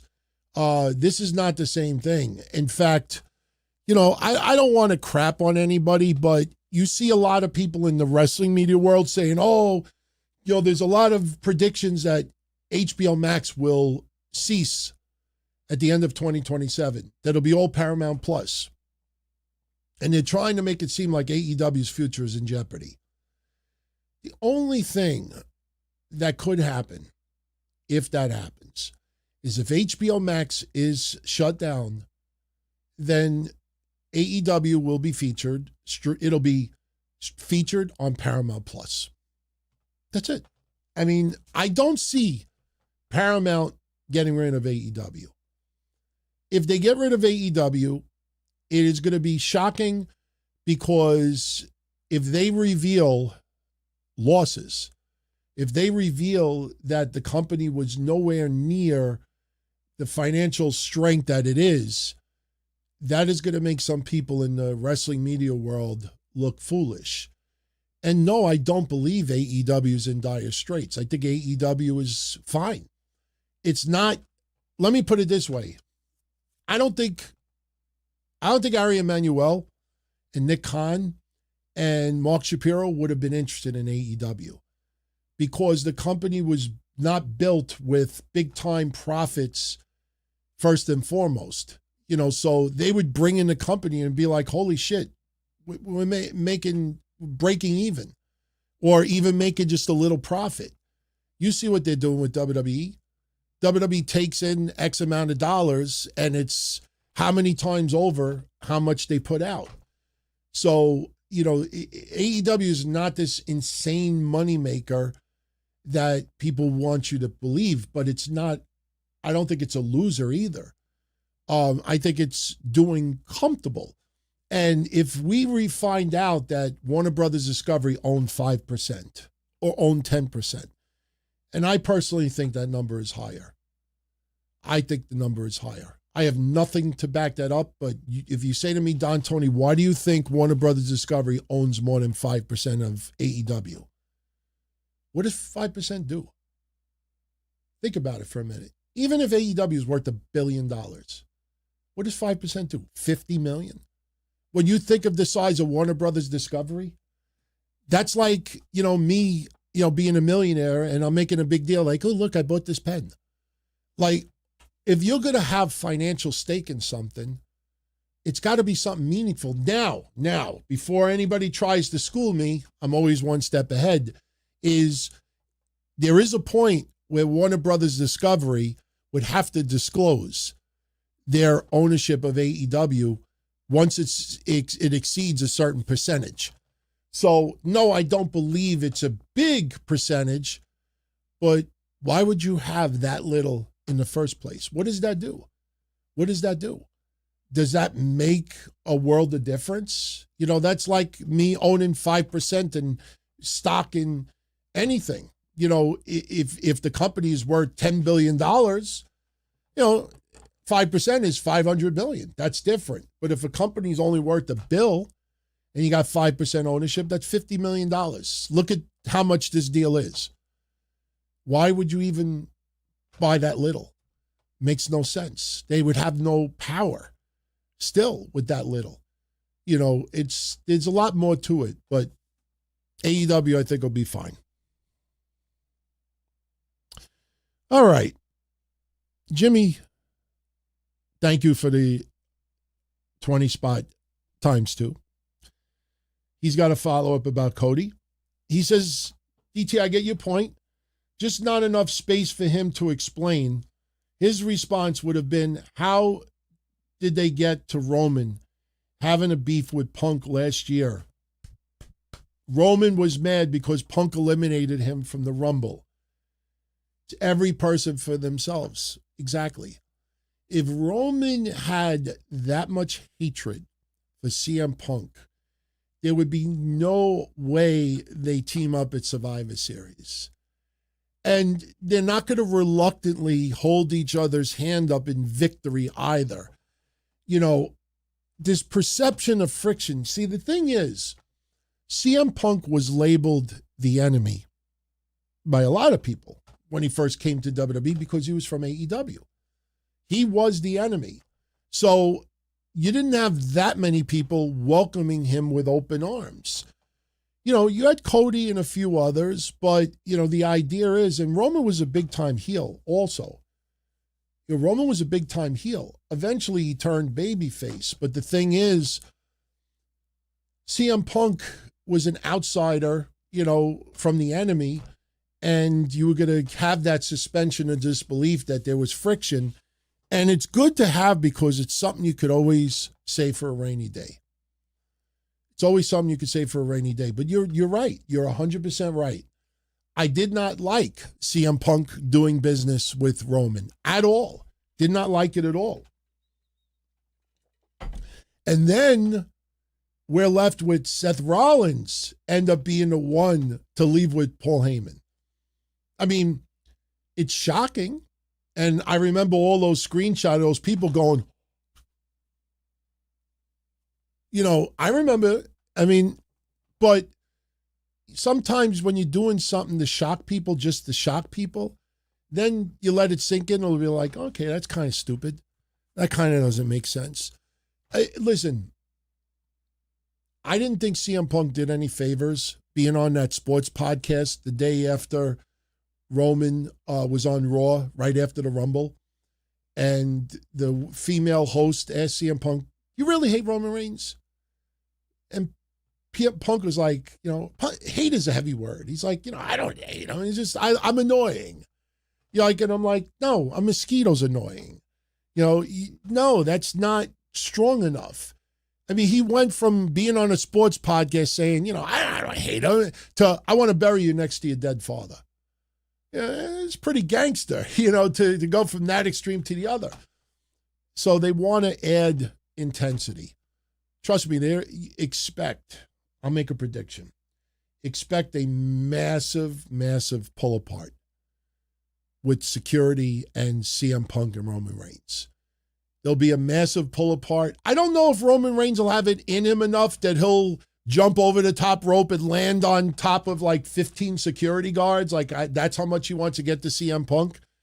I have a weird feeling Adam Pearce will show up on a Monday Night Raw and tell CM Punk and Roman Reigns, like, if you touch each other, you will be suspended and the WrestleMania match will be off. And if that happens, we'll be like, oh, fuck you, Adam. Fuck you, because you just ruined, you know, that possible pull apart. Because we remember pull aparts. I still remember when it was like, what, Braun Strowman and Brock Lesnar? I think they did a Brock Lesnar and Samoa Joe, or Braun and Samoa. I think it was Brock and Samoa Joe. They did a couple of pull aparts way back when, and we were like, holy shit, Undertaker with some pull aparts. So I get that weird feeling like if they really want to like try to milk this and try to, pull it back a little bit, you'll get Adam Pearce like, there's no way we're going to jeopardize this WrestleMania match, blah, blah, blah, blah, blah. Jimmy also says, in the end, just count me as one of those who is all Cody'd out. By logic, he did not deserve a title shot. Totally agree. Drew just deserved to go to Mania as champion. Even if they turn Randy heel, Cody will still be booed. Oh, yeah. I think at the end of the day, the fans are going to cheer Randy a lot more than Cody. That might be the reason why they do leave Drew in play a little bit, and even, the others in play. Because just when the fans are starting to get really, really one-sided supporting Randy, then maybe a heel shows up and you divert the attention. Leave it to a heel to take the heat away from Cody Rhodes. I'm in agreement. Cody Rhodes lost the chamber, should not have the championship match at Mania. If you were going to do a 4-way or a 5-way, fine. But, when I saw that interaction with Nick Aldis, obviously it's storyline, it's not his fault, but when I saw that interaction after the chamber, and Nick Aldis is like, Drew, you're going to defend that championship against Cody on Friday. I'm like, oh, fuck. What was the purpose of the chamber then? And then you look at logic and like, okay, how come Logan Paul didn't get a title shot against Punk after what happened? Seth getting involved. It's just, I agree. And you know what? You ask yourself how much of that was Road Dogg's booking. No idea. But, you wonder if we find out later that a lot of what led up to this was Road Dogg's idea. And was he getting a lot of heat backstage for it? I personally don't think WWE is upset with where this is going. I think WWE feels that Cody versus Randy is a big money match. And again, we got to wait a week because they might end up expanding this match a little bit. So, but you're right. I am a little bit Cody'd out. But the thing is, at the end of the day, you can't just sweep Cody to the side. What do you do with Cody at WrestleMania? And yeah, that's WWE's fault. But what do you do with Cody at WrestleMania? So obviously, they have gotten way too comfortable with Cody having a title match at Mania, whether as champion or as challenger. I think people are a little bit tired of it, but you have 2 nights for WrestleMania. So other matches will, be pertinent enough that we don't have, it's not the focus as it would have been if there was only 1 night of WrestleMania. So, all right, we're right close to 2 hours. We'll spend another 5 minutes. But like I said, I'll be live on Discord tomorrow right after Raw. DTKCDiscord.com. And in a couple of weeks, we'll expand Mondays to YouTube again. We haven't done that in a while. And we'll see where that goes. And then we'll start looking into having another live stream on a different night during the week also. So I don't know which night yet. I don't think it's going to be Wednesdays. It's definitely not going to be Thursdays, but we shall see. We don't want to overload it, but we'll play it by ear and we'll see where the momentum leads us. So, all right. Tristan is saying, do I remember the storyline in WCW where Cactus had amnesia, became a homeless guy? Yeah, I remember it clearly. It was entertaining. WCW didn't put enough thought into it. I thought Cactus was very creative in it. It was pretty funny to see some of those segments, trying to get him sympathetic. But WCW at the end of the day didn't really care all that much. It was memorable. It was fun. And by the way, for everyone that is interested, tomorrow's the anniversary. I was going to put the video on X, but I was a little concerned that this is something that I will definitely get flagged for. And a lot of you may not know this. Tomorrow is the anniversary of an episode of WCW Nitro, where the first hour of Nitro had no matches. They did a test where the first hour of Nitro were just all skits and interview segments. An entire hour of no matches. That happened, I think it might be 30 years ago to the day. I know the anniversary is tomorrow. I don't remember exactly what year it was. It might have been 99 or 2000. So it might not be exactly 30 years. No, it can't be. Can't be. Nitro wasn't that bad in 96. This was like 99 or 2000. First hour of Nitro, no matches at all. And I think tomorrow also is the 30th anniversary that WWE released the entire juniors division. A lot of people may have never heard of the WWF juniors division. These were all luchadors, midget luchadors, and they had a juniors division, and they got rid of it, and they released everybody. Everybody was released in one shot 30 years ago, I think tomorrow.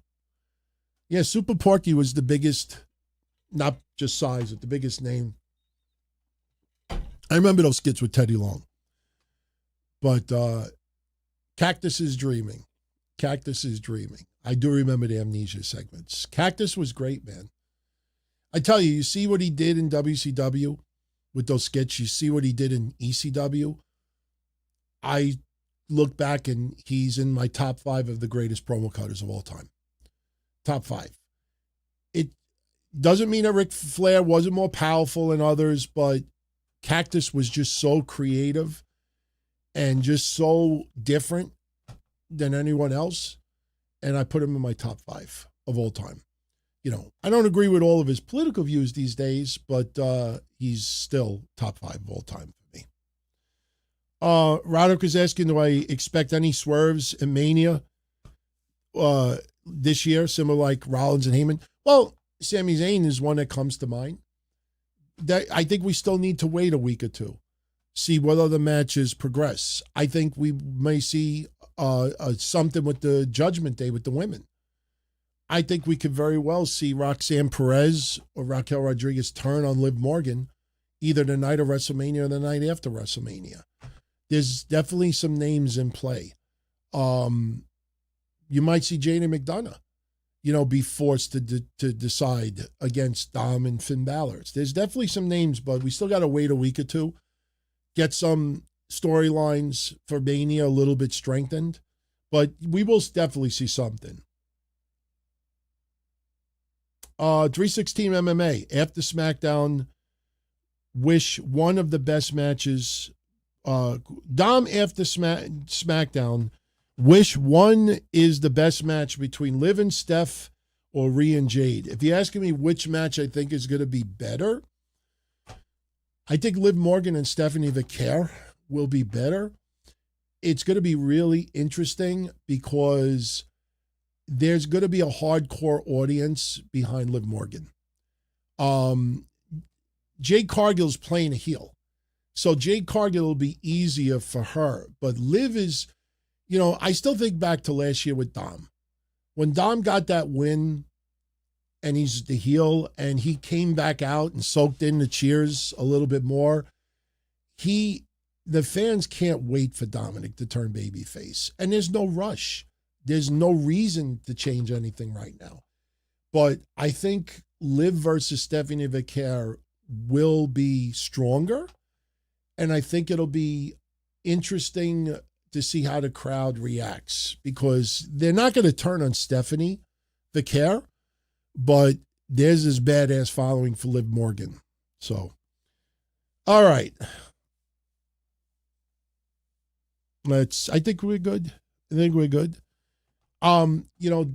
the beauty about what's going on in AAA right now.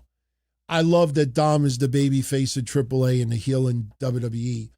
And El Grande Americano is the baby face in WWE and a heel in AAA. And then you have Kaiser as the second Grande Americano, who's a heel on Raw, WWE TV, and a baby face in Mexico. It was a beautiful thing to see back in Memphis.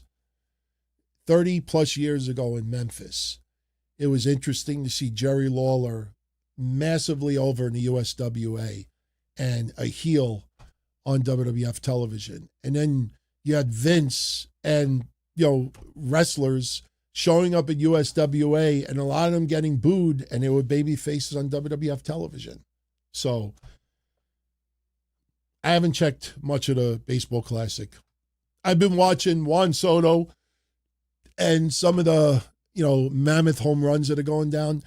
The only thing that I don't like, and I'm not trying to be a party pooper, the only thing I don't like about some of the changes in baseball recently is the extra taunting that happens, because I see some of these guys. I mean, the World Baseball Classic is a little bit different.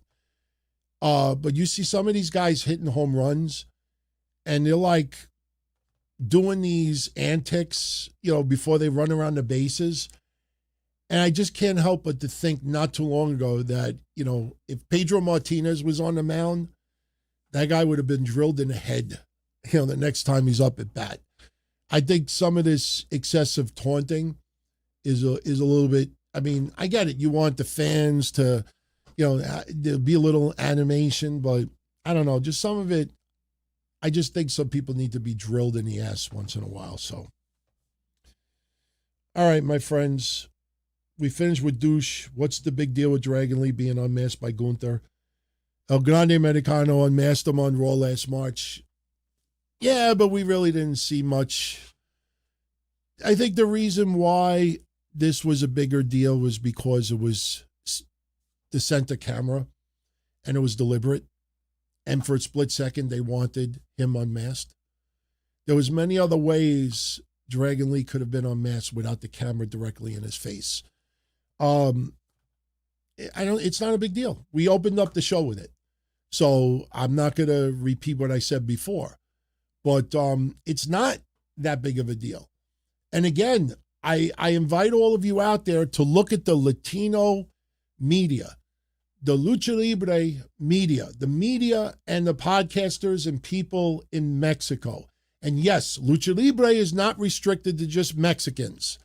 I'm not saying that. But what I'm saying is that you have this bizarre reaction from anti-WWE people. And when you start doing an advanced excerpts on some of these accounts, and you see almost nothing written about CMLL, almost nothing ever written about AAA, almost nothing written about Lucha Libre, and suddenly they give a shit.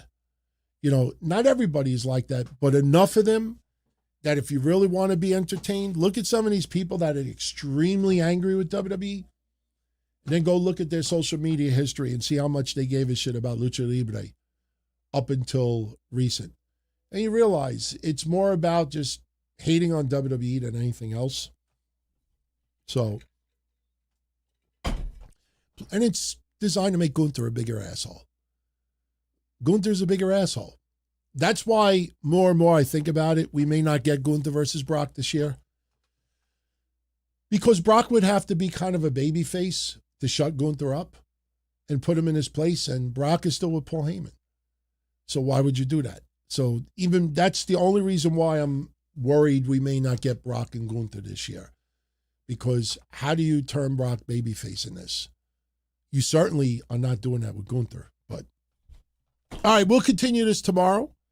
Again, I'll be live right after Raw at DTKCDiscord.com. DTKCDiscord.com. And we go live immediately after Raw goes off the air. So literally while the body's still hot, we go off the air and we talk about Raw and whatever else is going on. But obviously I'm trying to get myself in a little bit of a better mood, but it's weird. It's so fucking weird. After that phone call, this hurts, this hurts, this hurts. I don't know, just like my head started hurting after hearing that. But I'm going to get this online as quickly as I can tonight.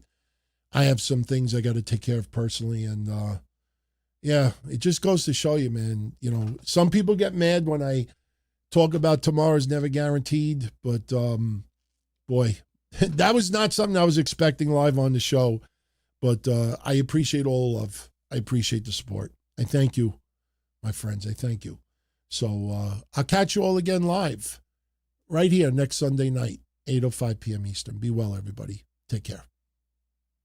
As far back as I can remember, I always wanted to be a podcaster.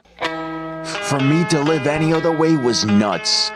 To me, those goody-good people who worked shitty jobs for bum paychecks and took the subway to work every day and worried about their bills were dead. I mean, they were suckers. They had no balls. If I wanted something, I just took it. I ran everything. I paid the bills. I paid the host. I even paid the masked maniac. Everybody had their hands out. Everything was for the taking. We always called each other good fellas. You would always hear from somebody. You're gonna like Don Tony. He's all right. He's a good fella. He's one of us.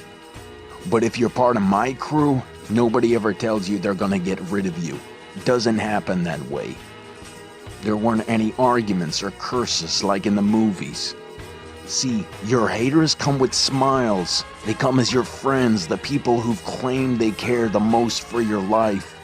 And now that's all over. And that's the best part. Today everything is different. There's lots of action.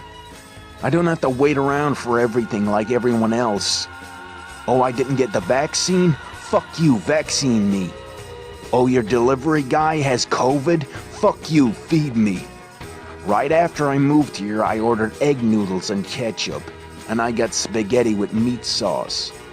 I'm no longer an average nobody, while they get to live the rest of their lives like a bunch of schnooks.